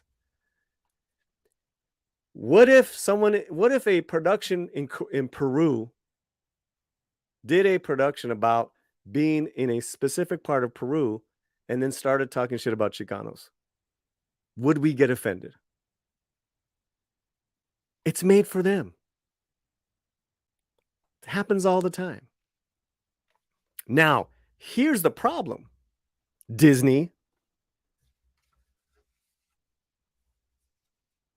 is that you did not put your best foot forward. So you insulted people from Latin America because they don't have the context that I just gave you. They don't have the context that Natasha Klein, if you listen to her interviews, gives you. You might not like it, Latin America. You might not, but It's common sense. So, oh, okay, I get it. Cool. And listen, I don't think I'm gonna watch this movie. It's not it's a little kiddie thing, but it is clearly a Mexican American experience. Hit strong the American. That is how we talk. And let me tell you guys, I dated a beautiful woman back in the day. She's no longer with us. God rest her soul. She her mother was Mexican from Tijuana, the border. Her dad is Irish. And she lived and grew up in San Diego. So she was very close to her mom's side. So she spoke beautiful Spanish. To me, it was beautiful Spanish. I didn't know, I was still trying to learn words. Still am, right? She would tell me the story of growing up of the song Guantanamera. When growing up and singing, when she would hear the song and her mom would play it, she would spell it out phonetically, which is, we did that earlier. She would sing it, 1 ton tomatoes. I want some 1 ton tomatoes. I'm all, yes, that is what we do. That is what we do, guys. So I'm just sharing these little stories, and then the whole idea of language and accents, because it can get very provincial, and depending on what the entertainment is, it could come off as offensive. Someone said earlier, like, the blackening is just for black folks. Cool. Not gonna make a lot of money. I say this to my Latino creators as well. Do something for everyone. You can be cultural specific and be entertaining, and then it's for everyone. I get a lot of heat, but I don't care.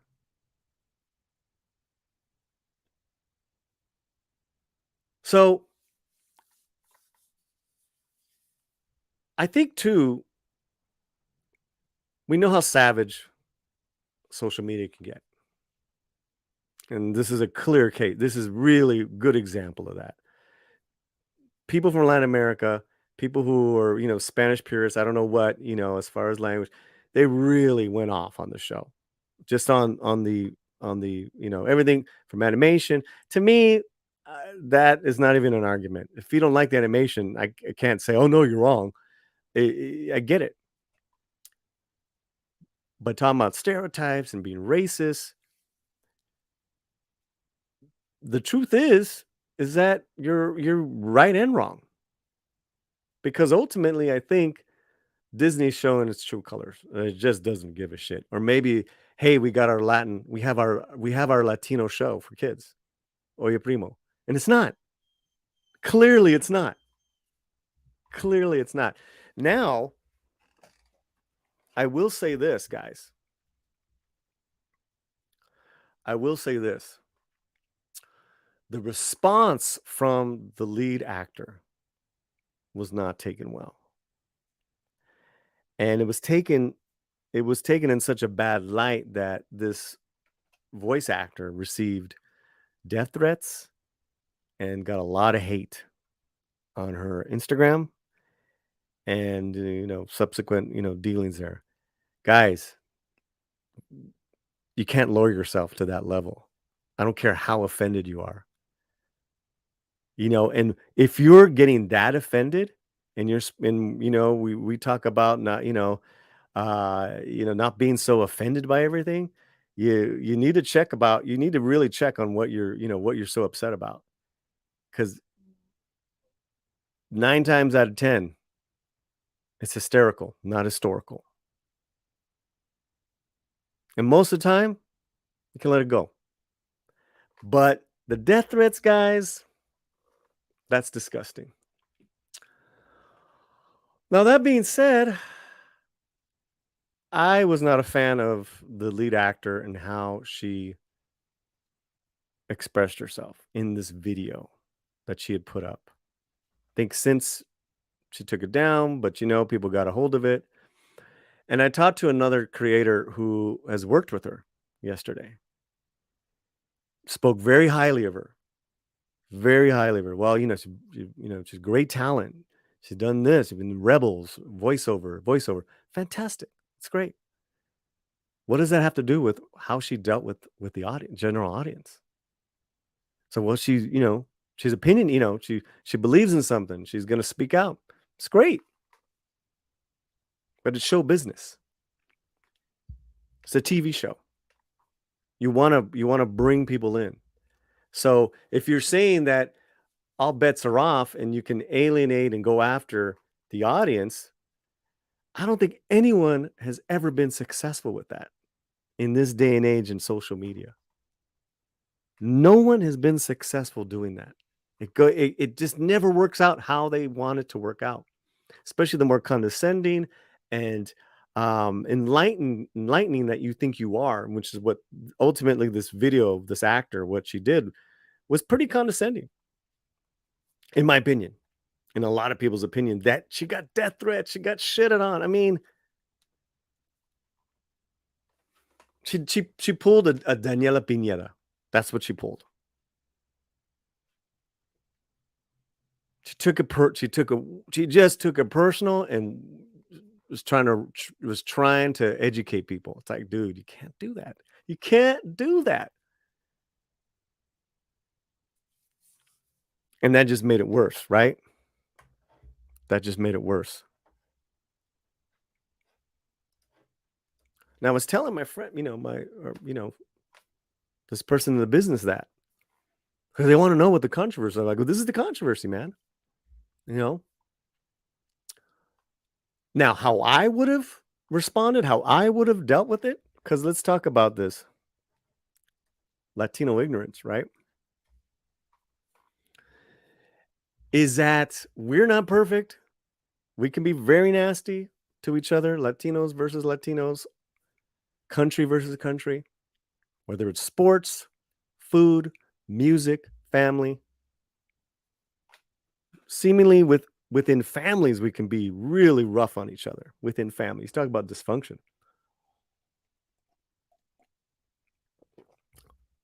Now, how I would have approached this, and I've said this before, I'm going to say it again. Disney, you need to hire the Latino slant. You need to hire the Latino slant. And what's going to happen is anything you produce is going to go through the slant. We're going to give our recommendations. Okay? Here's my recommendation.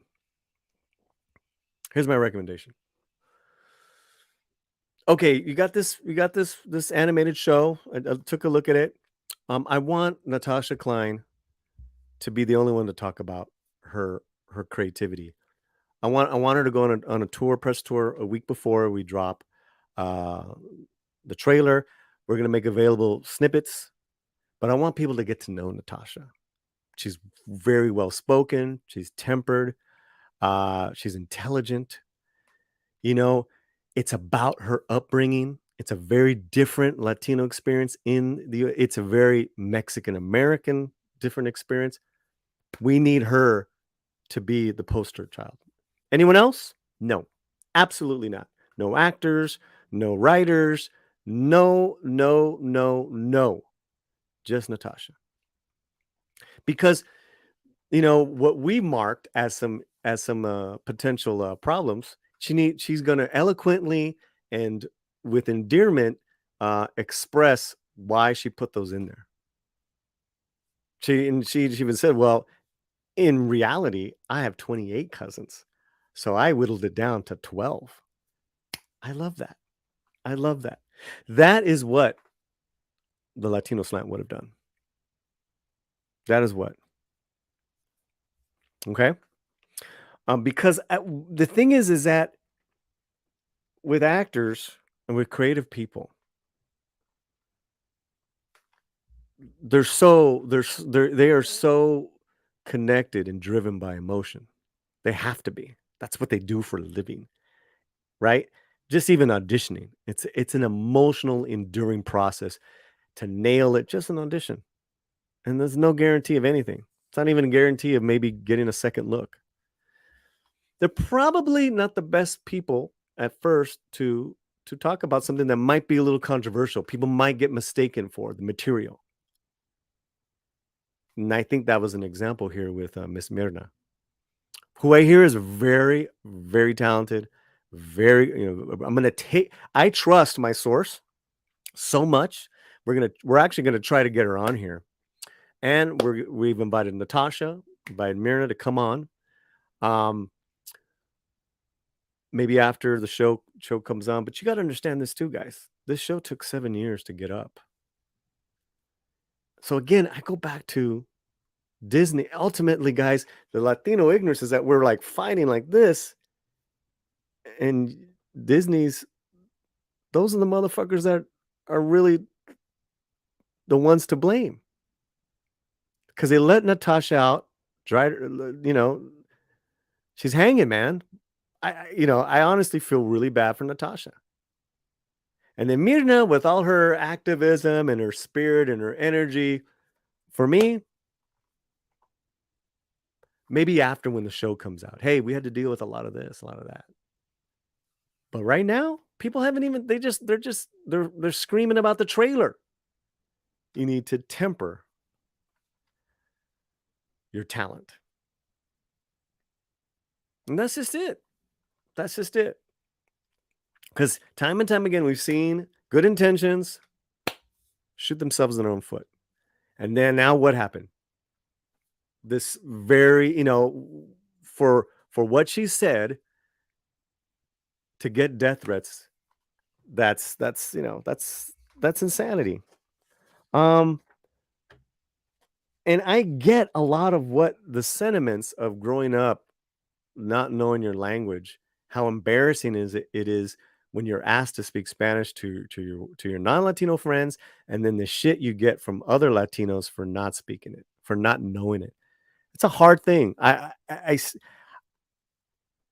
It was very hard for me, and it really messed with my confidence in who I was as a young man growing up. Now I've totally embraced my pochoness. I've embraced being a Chicano. I'm in love with being a Mexican and having those ties. But I'm in love with being an American who ultimately is part of this country. So,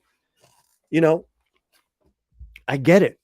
I get the sentiment from Natasha.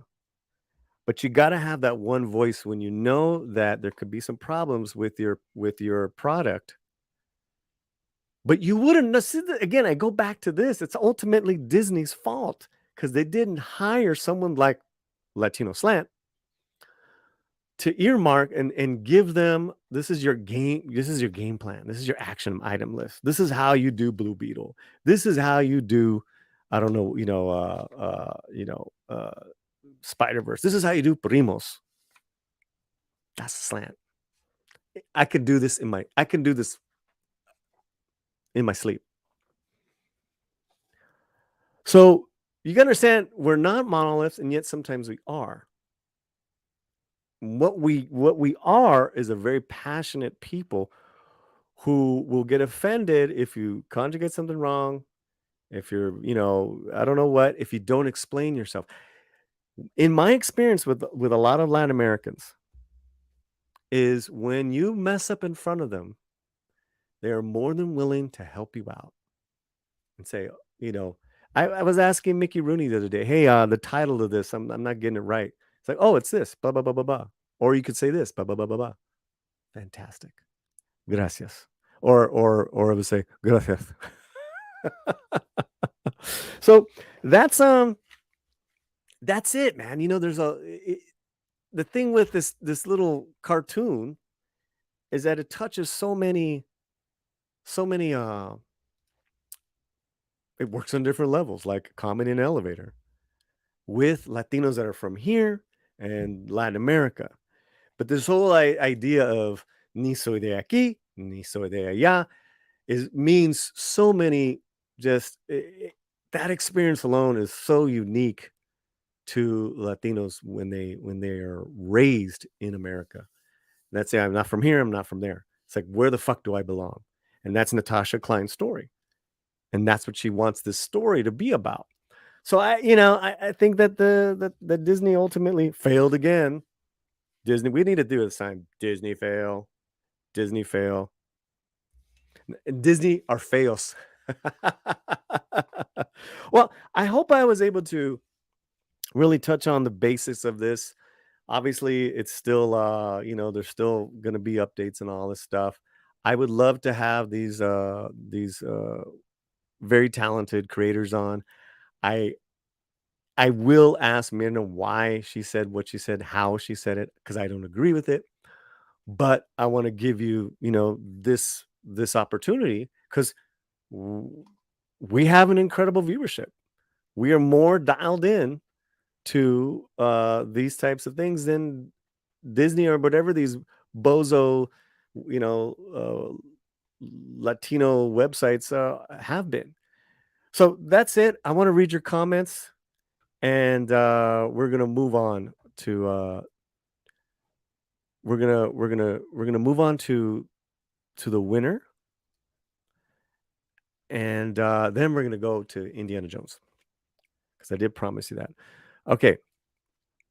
Rob Nut, it doesn't help that Disney has single-handedly driven their reputation into the mud and down the toilet for such a short time. People are reserved about anything they put on. Fair point. Fontana in the house.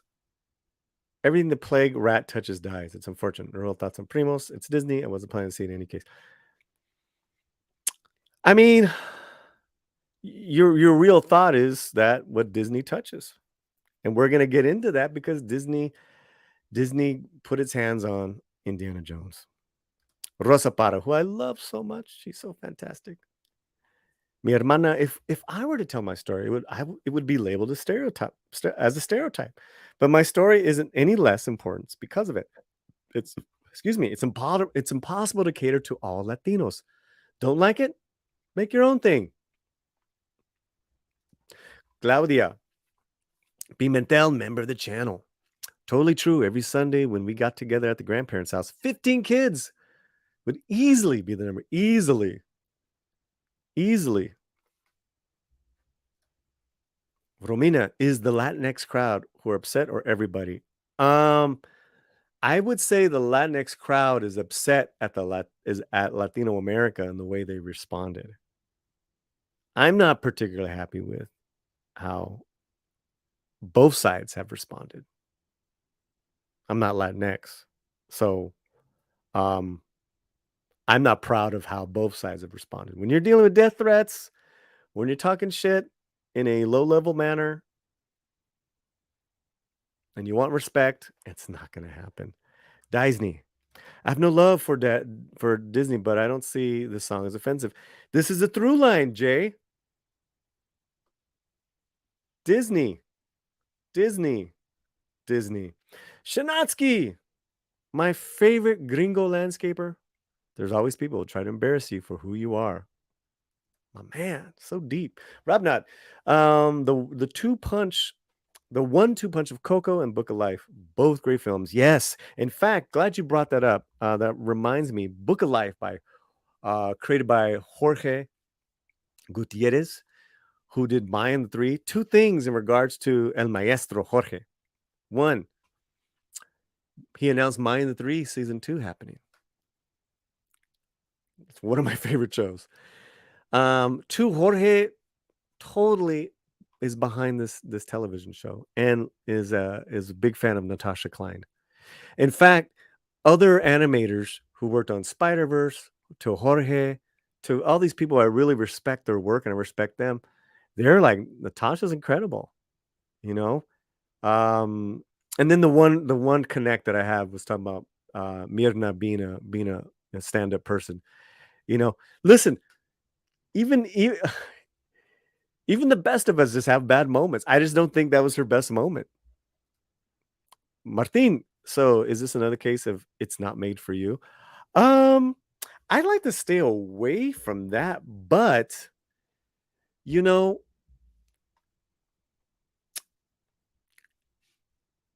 it's made in the US and it's about a US experience. So if you cater it to that US Latino audience, you're going to do well. But this is very hard to translate to people in Latin America. I just don't think they'll like it or get it. So how wrong in the head do you need to be threatened someone over a TV show? Yeah, that's really unfortunate. That's really sad. And it's not an isolated thing. And we here at the Latino Slant just don't stand for any of that type of language or behavior.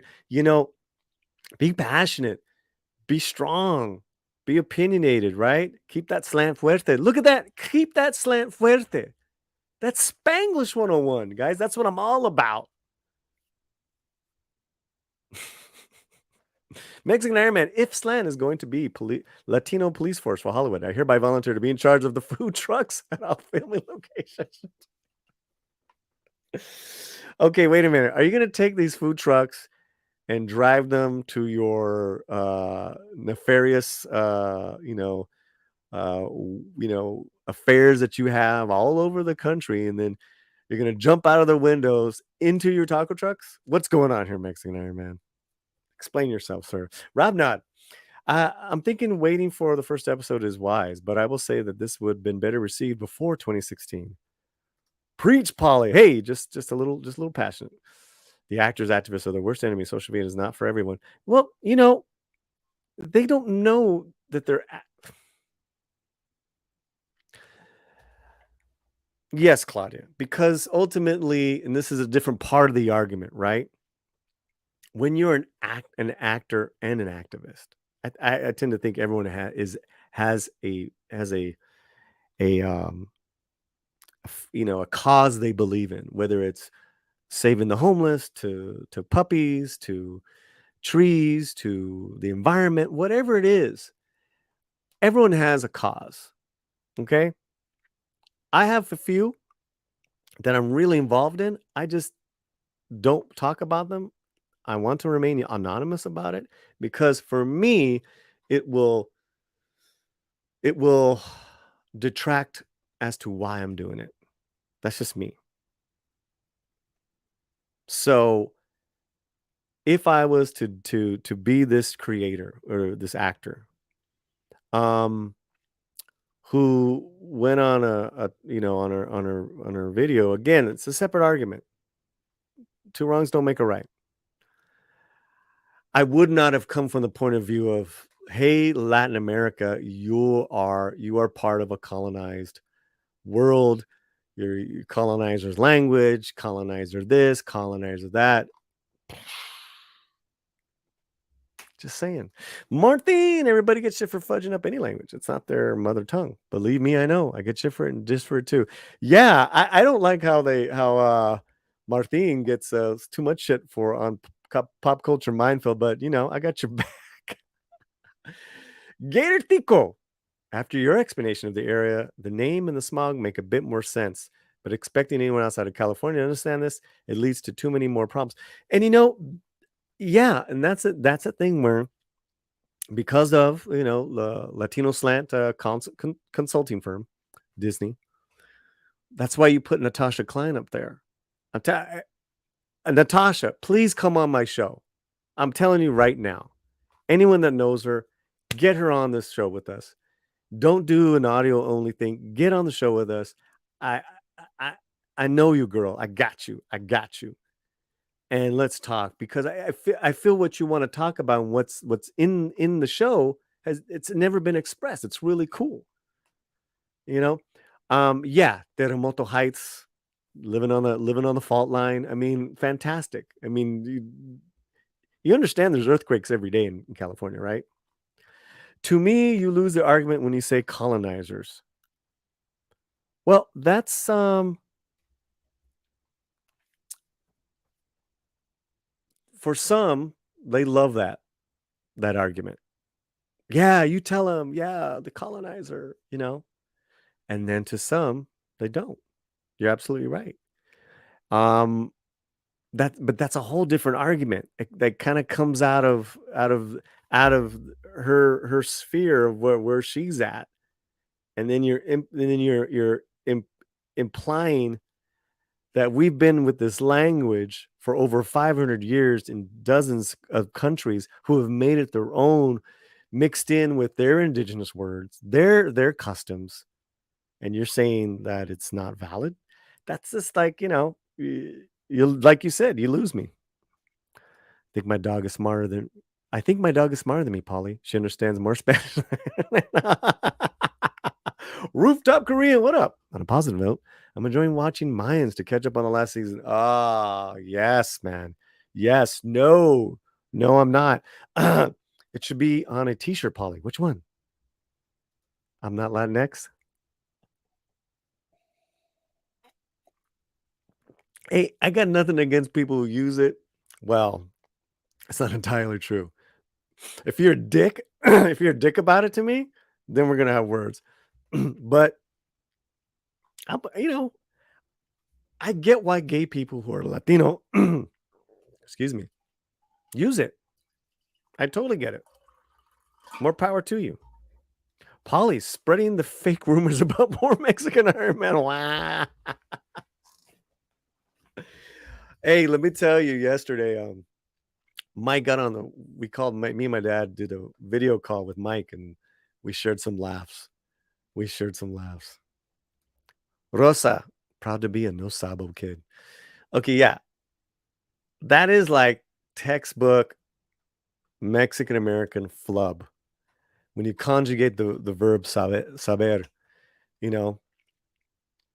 tú sabes, nosotros sabemos, yo sabo.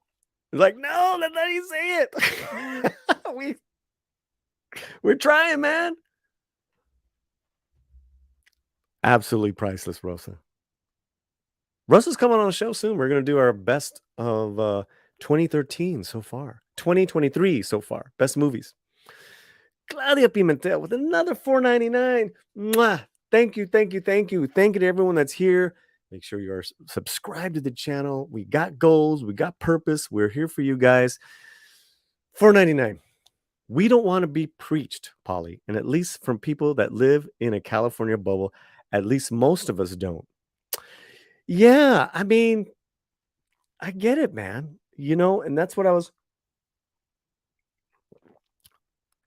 I go back to show business. Why would you say that to a potential audience, whether it's made for them at all? Okay? Because you're saying it and putting it out there, and everyone is going to hear it. Why would you have if there's any potential to alienate any part of a new audience, I say don't do it. It's not worth it, man. If you want to quit your job, quit the business, I don't know what, I kind of respect that. But the thing is too, man, people don't want to be preached to. Aiken, everyone has been colonized. If you go back and amen, dude. Amen. You're talking about the colonizer and colonizer language, and you're saying that in English. Woo! All right, man. All right. Well, hope everyone is well. I'm going to bring Fletcher back in. What a discussion, bro. What a discussion. Oh yeah, it gets, anytime you get into the language barrier, you really want to kind of have somebody that's more sensitive to all the different areas if you're actually promoting in that area. I don't know what you just said, but whatever. I was just playing with you, dog. No, it was a good talk, but right now, whoa, we're done with 93 votes. Yeah, it was the most votes I think we got. So most votes. I finally closed it. Do me a favor. I'm gonna put this up. Can you read for us the final results? Because I'm gonna take a drink of my drink. Give me a second. All right. Here we go. So we got the Firme Haina results. Thank you everybody who voted. So today's was Scarlett Johansson versus Margot Robbie for a total of 93 votes. Thank you so much, all of you who voted. We got 54% Scarlett Johansson to 45% Margot Robbie. It was obviously very tight race. And by tight race, of course, we mean no, disrespect or anything that could be taken misconstrued as something lewd. Uh, but it was pretty close. Thank you everybody who voted. Um, and I see that a lot of people wanted the both option, and it is a battle. So in a battle there has to be a winner and a loser. But here at the Latino Slant, we do also take the person who has lost, and we usually put them up against somebody else. And most of the time, they do a little bit better. So yeah. Well, I love both women, obviously, and congratulations, Margo. I'm still like back and forth. Nikki's here. I agree with the results. I mean, you talk about a Firme Haina. This was a Nikki's a hard. babe. No, Nikki's a babe. You talk about Firme Haina. She's Firme. So is that going to be our next week? I see you. Nikki, I'm trying to get her on the show. Well, there you go. She can be on the show, and she can be the She's Haina of the week. She's a badass Cubana, and she streams on Latinx Wing. Latinx Wing. Look who's sore. Fine. Since Marlo lost, fine then. I'll take her back home and to Hilton Head with me. No problem. He'll take the loser, Okay. Hey guys, we're heading into the final stretch of the show. We're going to talk Indiana Jones. So Spoilers. When you coming on the show, girl? When are we gonna have you? Why don't we do, we're only live Mondays at this time. If this time works for you, I'd love to have you maybe in 2 weeks. We have a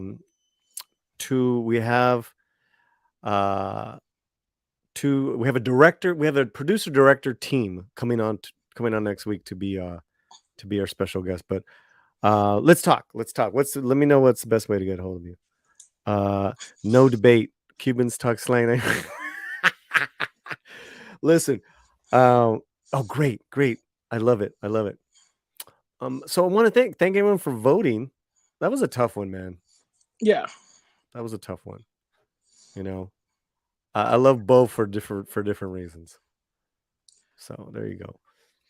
Well, it's good. It's good that there was a tough one. I mean, that's what great battles are. They're tough battles. You don't want an easy battle. An easy battle, yeah. Nobody remembers an easy battle. Yeah. That's true. You're very wise. I had tea today. That's what happens when your wife makes you drink tea and keeps you hydrated. That's what happens. You get smart. It's like, take your vitamins. Drink this tea. I don't want to. It's good. Now you're enlightened.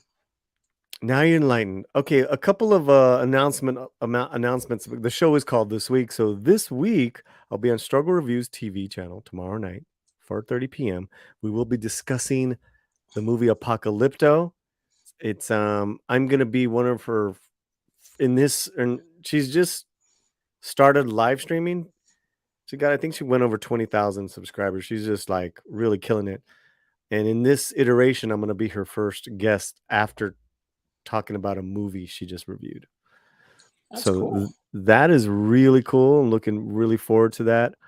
Also, too, I'm going to later on this week, I'm going to watch and review the film No Hard Feelings with Jennifer Lawrence.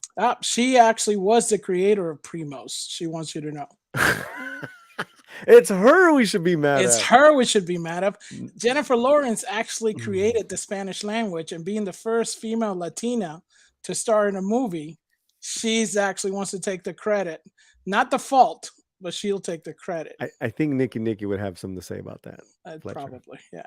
Please, Nikki, come here and debate Jennifer Lawrence, because she's out of control.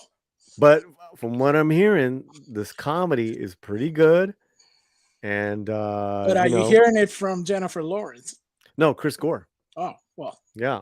Is Chris Gore Jennifer Lawrence on the side? You never know. You never know what Chris. You never know what's going to happen. Never know. Stupid. All right.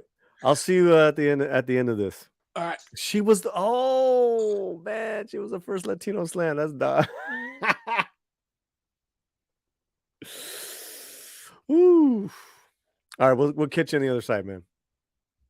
Thanks, Fletcher. All right. Into the home stretch. Oh, that stretch. Oh, yeah. Wow. How's everyone doing? What a show. It's a good show. Hope everyone is having a good time. Well, I got invited to a advanced private screening on the Disney lot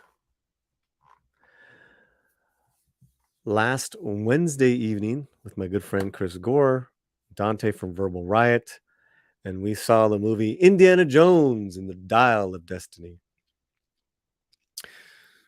I'm prefacing this because it's important that you know, as I do with all the movies I see, if I paid for it, what's going on, Paul? Are you honest? What the hell? I'm always honest with my reviews. I did not pay for this. Obviously I was his plus one. When we got there, it was a beautiful spread of booze and food that you can imagine. They had all kinds of reviewers there. Everyone from Chris Gore to Leonard Maltin. Yes, the Leonard Maltin. So it was a very, that type of crowd affair. We got our seats, we got our popcorn, and we watched Indiana Jones. I wanted to just lay the scene there of should I change my fedora hat? I have. Let me know if you guys think this is better to wear. Yeah, there you go. Absolutely. How's that? Is that better, guys? Or I could do my. Yeah, I have my black fedora, but it doesn't really read right now. This is better.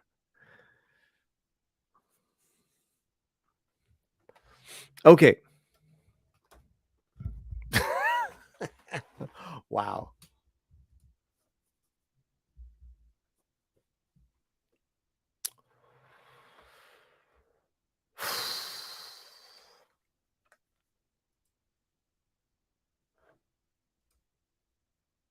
I want to break up this review with the story, the pros, the cons, and then what legacy is going to be left behind.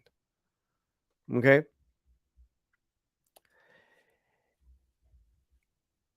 Indiana Jones and the Dial of Destiny opens up in World War II era where Nazis are losing, and they got to get out of the certain part of where they have occupied. So they're filling up these trains full of riches and stolen treasure.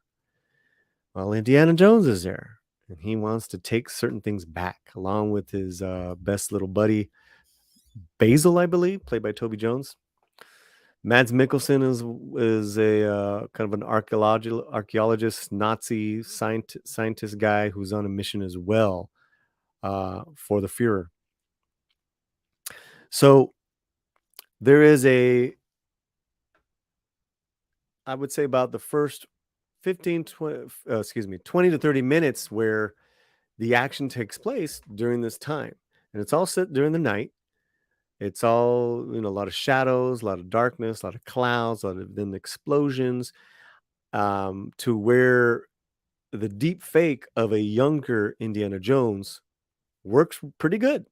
You can tell it's deep fake, especially too when you have Harrison Ford's 80-year-old voice, but it's Indiana Jones, and he's kicking ass, trying to get what he's trying to get, which is a dial. It's a dial. And you find out later it's Archimedes' dial that he created. And it's one of the most treasured things that they have on the train. Other things are fake. So there's a battle back and forth as far as, a Nazi has it, then he has it, then Toby has it, then a Nazi has it. Fantastic, incredible first 30 minutes of this movie was during that time. So they're successful. They have the dial, and on to the next adventure. Jump cut to the 60s, where Indiana is an older man. And the song Magical Mystery Tour is heard through an outside window, which wakes him up because he's sleeping in his underwear in his living room. And he becomes that old man. Turn down your goddamn music. It's too loud. Grabs his bat and he's got to go down there and talk to the hippies to turn that music down. So in one fell swoop, we have, within a minute, old man Indy, grouchy, cranky, crotchety. He goes to work. He's teaching at a college in New York. This is all downtown New York in the 60s. And you quickly get that there is a couple of opposing parties that are intertwined with this story. Okay, there is the older Mads Mikkelsen, who has established that he helped the U.S. get to the moon. It's Moon Day. There's a parade of astronauts that take place in downtown New York, and you get that Mads and his people have an ulterior motive of what's going on, not just the moon. He wants something else. He wants the dial. Phoebe Waller-Bridge enters, and she plays Helena, the goddaughter of Indiana Jones. Basil, Toby Jones's character, his daughter. And she wants to get some intel and wants to get the dial, because ultimately she wants to sell it. She's a thief. She's a black marketer, really is kind of disconnected from any real kind of relationship with men, or in that we know as far as other women. The only relationship she has is a friendship with a little boy I believe what is when they land in Morocco. His name is Teddy, who's kind of like your fix-it, know-it-all short round. So as the story progresses, they're on the hunt for the other part of the dial. You need two parts, and apparently they've been separated to where they've been placed in one particular place, then one particular part of the world. Indy has one. They got to go get the other one, which is in the Mediterranean. And we quickly also too get sped up that once we're in Morocco, I believe, or Tangier, Phoebe's character also has burned a lot of bridges to where people want her dead. She's borrowed money. This one person who I believe is like some sort of prince or sultan who's in love with her, but he's totally cucked, wants her back. And he's, just completely, psycho for her, if I can say that. She could care less. It's like, oh, yes, haha, isn't that funny? Well, I'm on this adventure. I'm going after this dial. So really, that's the story, guys. That's the story. And what they think is a time machine device, when they put it together, ends up being a place, a portal that opens up to only one time. And that is the time of Archimedes during this battle. He's calling out for help to the future in hopes that they will return and help out, save his city. Well, they devise. They literally take they kind of commandeer a Nazi plane and take it into the portal and arrive in that time of Archimedes. Now, let me back up a little bit because, like we said, there's these other factions, these other groups. One is Mads Mikkelsen and his Nazi henchmen. The other one is the feds who were following the whereabouts of Mads. Those guys become more inconsequential and even killed off uh, by Mads and their people. So it really comes down to who's going to get the next piece of the dial, and then what do they do with it? Well, Mads gets it and he opens up the portal, but he's trying to get to a place in time to where he can go back and not only get rid of the Führer, but become the Führer and fix the Third Reich in a sense. Because he's going to do it right. So he wants to go back to 1939, but then he realizes much too late, right before they're going to go in the portal, Indiana's yelling at him. It's like, you got it wrong, man. This is all wrong. He figured out it's only a one place destination. So listen, they realize it. It's too late. They go into this portal, and they're in the land of our Archimedes, right? They're during this war with the Romans. There's battles. there's they take, Mads and his people are killed off. Right before the portal, Indiana got shot, and it looked like a mortal wound right in the chest. But this being Disney, it is what it is, Lucasfilm, he's not dying.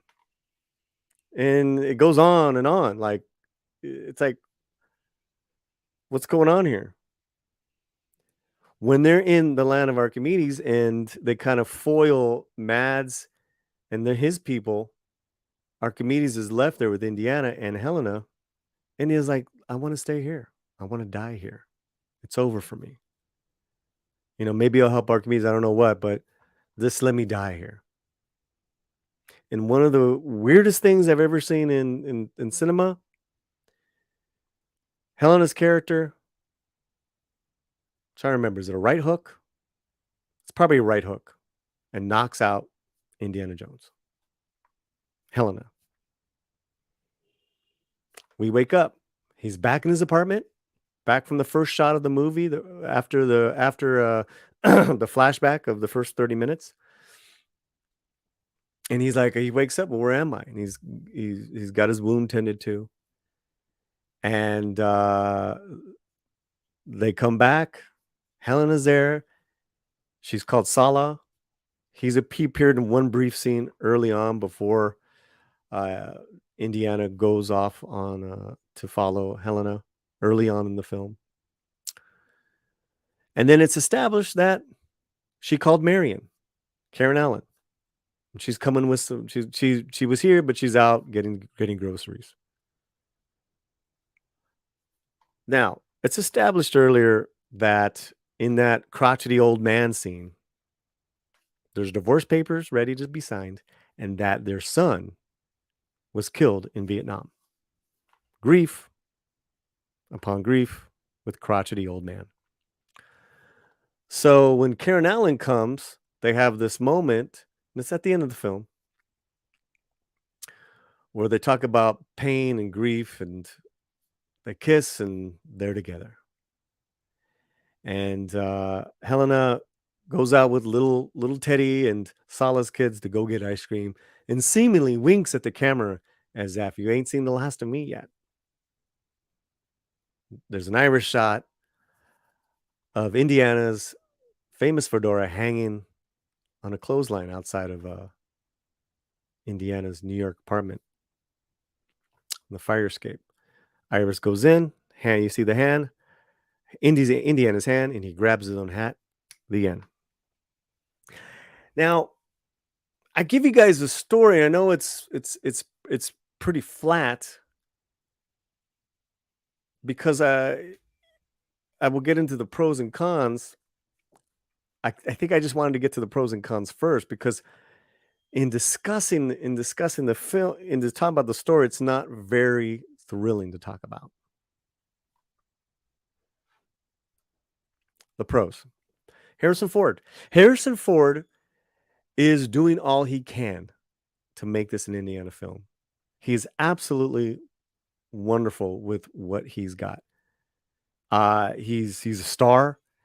It's really cool to see him and to hear him with the young Indiana, of course, but then to see what he has to work with, and every time he's on the screen, he lights it up. He's Indiana. He's one of our heroes. Another pro is give all props to James Mangold, who made a great looking film. It's a beautiful looking film. And I would say I would put up the first 30 minutes of this movie up there with the other Indiana Jones films. It's that good, those first 20, 30 minutes. The cinematography is beautiful. The music is, of course, it's wonderful. It's John Williams. So you get all the feels, and it looks like a really good looking Indiana Jones film. Those are the pros. Mads Mikkelsen is good, good villain, great villain. And I think those are my pros.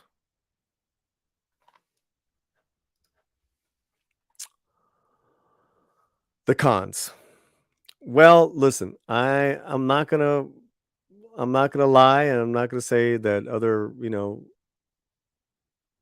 critics or people that you follow are wrong.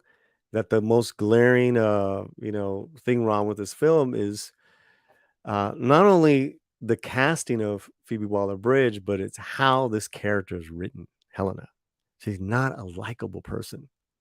I don't like her. I don't know Phoebe Waller-Bridge's work from before, so I can't say I'm a fan because I've never seen her stuff before. I never saw Fleabag. I know she has fans, so this con could be a pro to them. Fair enough. But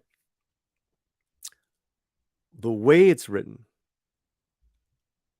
and how it's executed and what she does goes from totally unlikable to totally unbelievable. I don't believe that this kind of like skeleton of a person, this very, is kicking all these men's ass. It just doesn't make sense. And she's doing it while Indy's just standing there, or maybe cowering under a table, or maybe, and which leads to a bigger problem, right? And as someone that teaches martial arts and knows about, just about fight choreography, it just looked completely unbelievable. Forget that the way her character is written, but I just didn't buy it. You buy certain female actors when they're going up against, male foes like a Michelle Rodriguez, Gina Carano, even maybe Scarlett Jo with the character. Never bought this. Unlikable. Almost unwatchable. And unfortunately, which is a bigger con, is that she's in this movie a lot. It's a lot of her story. And from what I heard, there was more that was cut off. So that huge con really kills everything else. To where the story just becomes silly, boring. And you got to understand, it's almost 2.5 hours of this. The first half hour was fantastic. Unfortunately, there's 2 more hours, and it just didn't deliver for me. So in vaulting this Helena character at the expense of Indiana Jones. What Lucasfilm has, what they're able to accomplish for a second time within a decade, is Jake Skywalker, our beloved hero, who's Indiana Jones. Literally, it's Indiana Jones went to Jake Skywalker, says, "Hold my whip. Here I go." I I uh I I I couldn't believe what I saw. And that's, and I went in with excitement, cautious optimism. Was cautiously optimistic. Uh I honestly also think that those 20-30 minutes hurt the film even more, because you realize young Indiana Jones stories is the only stories they should be telling. The only ones. It was that good that the rest of the film was just garbage. You're like, what is this? Indiana's not Indiana?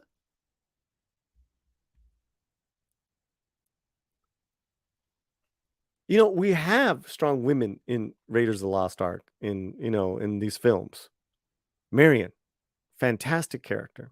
But again, that doesn't even matter, because this con of this film of the Jake Skywalker of Indiana Jones just floored me, man. And I sat with it for a few days, because I put on my non-spoiler review out immediately. I was like, I gotta sit with this. What did I just see? What did I just see? And this is the final coffin nail, man. It is the coffin nail. So, this ultimate con of the first 20-30 minutes really kills the legacy of Indiana Jones for me. Because why can't you give James Mangold a Indiana Jones movie set during that time? That first 30 to 20 minutes could have easily been a film. You add another 60 minutes where it's just about Indy trying to get these things off a moving train, and he gets this person and that person. I mean, that is gold. That is gold. I almost, now I'm sitting with it, and I was thinking, what an absolute snow job they did with us to tease us with these first 20 minutes, these first 30 minutes, right? Well, I guess I should be happy, right? And then you can go along and do what you want to do and ruin this character and ruin everything that he stands for the next 2 hours, while you put up a character that's so unlikable, so unbelievable for us to accept. I think the legacy is going to be in serious trouble. I truly believe that, especially with the track record of Disney's Lucasfilm, is that our biggest fears have been met. And maybe it's just me. At the time, I was a little Chicano kid who would go to the movies almost every day during the summer. And I saw every movie. And I fell in love with Raiders of the Lost Ark. With Indiana Jones. We all wanted that hat and that bullwhip. Absolutely, just straight up cinematic robbery. It's a robbery. So,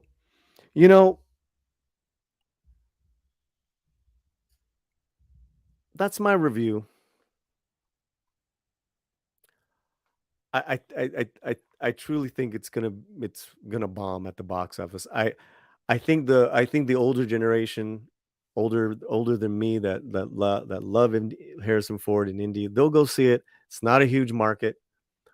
There's no reason for young people to see it. Moving on with the legacy, I would recast Indy as a young man and have some great adventures back in the day. Serial adventures, pure escapism, because that's what Indiana Jones is all about. It belongs in a museum. And then later on, whether it's in Temple of Doom or I don't know what, they give the relics back to a tribe or back to their people. I always like that stuff. This was just a selfish exercise in pleasing a very, very small audience within a bubble. That's just Hollywood. This movie is not meant for the general audience. And waking up and realizing that about the first 20, 30 minutes just makes me more determined that this movie should never have been made. Absolutely should not have been made. If anything, you make those first 20 minutes into its own film, 90 minutes tops, and you have a great Indiana Jones films. There are also, I want to say one last thing before I finish in regards to other reviewers coming out with their reviews and being positive about this. This whole rhetoric of, hey, lower your expectations. Whoever said this was going to be like the original trilogy? Man, you're crazy. You got to lower those expectations. This could never be like an Indiana Jones. This could never be like a Raiders of the Lost Ark. Well, you know what I got to say to that? I pay full price for my ticket with a full heart of optimism and a full head of escapism when I go to that movie screen. There is nothing tempered. There is nothing lowered. There is nothing half measured in my enthusiasm for watching film. I don't go to watch film half-ass. I'm a fully fledged fan who's a 50-something-year-old man that grew up on this. Or even if I didn't, I always go to the movie theater with hope and excitement. That's what the whole context and the convention of going to movies is all about. Why would I ever think I was going to see an Indiana Jones of lowered expectations? You can take that rhetoric and stick it up your ass, because that is not how I see and watch movies and how I share movies with other people. Absolutely not, man. Absolutely not. So go take that type of what do you call it? Disclaimer, and stick it where the sun don't shine. All right. Well, I think that's it. And ta-da-da, don't forget.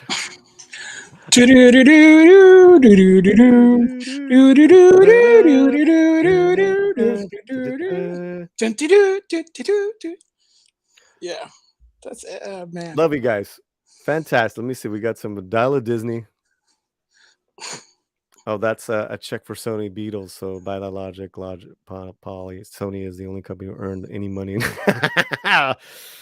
Magical Mystery Tour. And I guess that's their subtle, not so subtle way of foreshadow. They're not getting any money. I'll never watch the Lucasfilm again. Anonymous Gamer. Roman colonizers. What's up, Jedi Bill? Will not be seeing this film. I've heard all these spoilers. I'm sorry, Jedi. I can't with this. Oh, sounds pretty entertaining overall. Looking forward to checking it out. Sounds pretty entertaining overall. Looking for, you know what, Jason? If you're talking about Indiana, I say this sincerely. I hope you have a good time. Okay, self-insert. A lot of insert. Oh, wow. That's very pros. Some good. Yeah, I mean, listen, I'm not going to. It's Harrison Ford. Love watching Harrison. He's a star. And it looks good. And the music's good. The cinematography is good. And again, this is the great betrayal is that, listen, The Last Jedi was a great fucking looking movie. Even Force Awakens, even Force Awakens had some like potential. But then when you sit with it and you're like, wait a minute, they killed Han and I never got my Han, Luke, and Leia scene. What the fuck? So two things can exist all at once. Oh, she was that droid. No, that doesn't. She was a droid. Gotcha. Sounds like fit. Yeah. The Fault of KK. Begun. She fucked up Star Wars. She fucked up Binge. I cannot wait to see it again. This is me. Yeah, man. Fortunately, as long as I was at the helm, I think I lost. Yeah. Well, we'll see when this movie bombs. I'll be very surprised if it makes money. At least in Attack Indy's eye in a lame way to connect the movie to young Indians. I mean, they might as well. He was a complete co-star in his own film. Love that. Keep preaching that. If we're paying full price, we want quality. I never get that. If we're paying, if you want lowered expectations, all right. Fucking lower the ticket. Lower the price. Give me. I'll go watch the movie for $2. Okay, I'll go pay $2 and I'll say, oh yeah, that's all right. Hey, what do you want from me? So it was only $2. Thank you, John. I was out after Temple of Doom. Oh, you didn't like Temple of Doom? It wasn't well liked when it came out. It kind of grew on me. I am boycotting this movie. Will not be seen at all. Just sharing the news, guys. Hey, anyone that's watching live or on the replay, smash the subscribe. Ryan Kinnell, not Ryan Kinnell, subscribed. Thank you. Okay, close it up. What do we got? Talk to me. So don't forget that tomorrow Paulie is going to be on Struggles Reviews at 4:30, and they're going to be doing Apocalypto. Yes, Apocalypto. And it's going to be awesome. Yes, that's tomorrow. I'm going to finish watching it, have my notes ready. I'm so excited. I mean, fuck Wakanda Forever. Fuck Indiana Jones Dial of Destiny. Go watch Apocalypto. You want to see a great action film. You want to see just a master class in cinema. See that movie. And you want a real Mayan hero. His name is Jaguar Paul, and he was fantastic. What am I watching this week? I want to recommend Black Mirror, the new season on Netflix. Oh my God. Salma Hayek. I mean, honestly, that's not even the best episode. And that one's pretty good. What? That one's pretty good. Yeah. I mean, they get crazy in this season. I highly recommend it. Like I said, Apocalypto. I'm bringing up Creed 3. It's now streaming on Prime. Me and Romy saw it again last night. Well, I saw it again.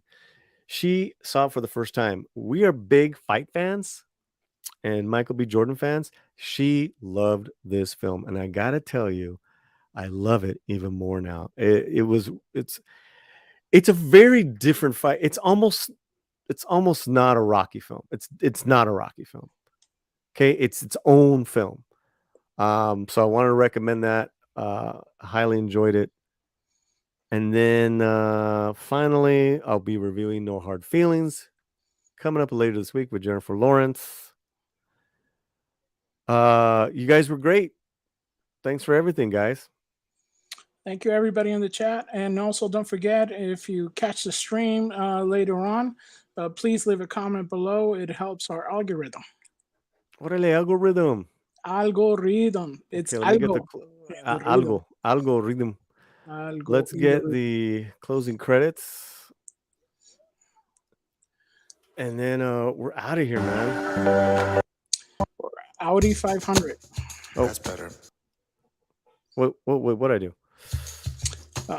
You put the needle on the record.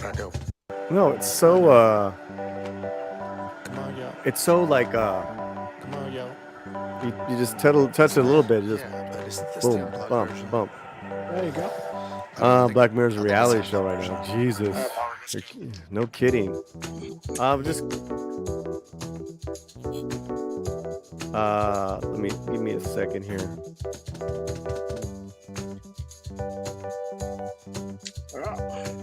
Yeah, thank you, Jedi Billy. Apocalypto is a great movie. Later, Dawn of Mutilation, thank you for watching. And thank you, Cavitano, Calvary Chase. Stay healthy, everyone. That's always a great thing to do. And again, if you want to see your name on these rolling credits, try becoming a sponsor. We really love you sponsors. Yeah, we man. hope that you support the slant. The slant. All my doggies have just come back. Oh, Yeah. so does that mean that Paulie, you are gonna let the dogs out? Oof, oof. I got to get out of here too. I got to go take one of these guys for a walk. All right. But, you know, thank you to everyone. Thank you, everyone. Much love to everyone. And I will clip the Indiana Jones and put that up for the morning. Adios. Later.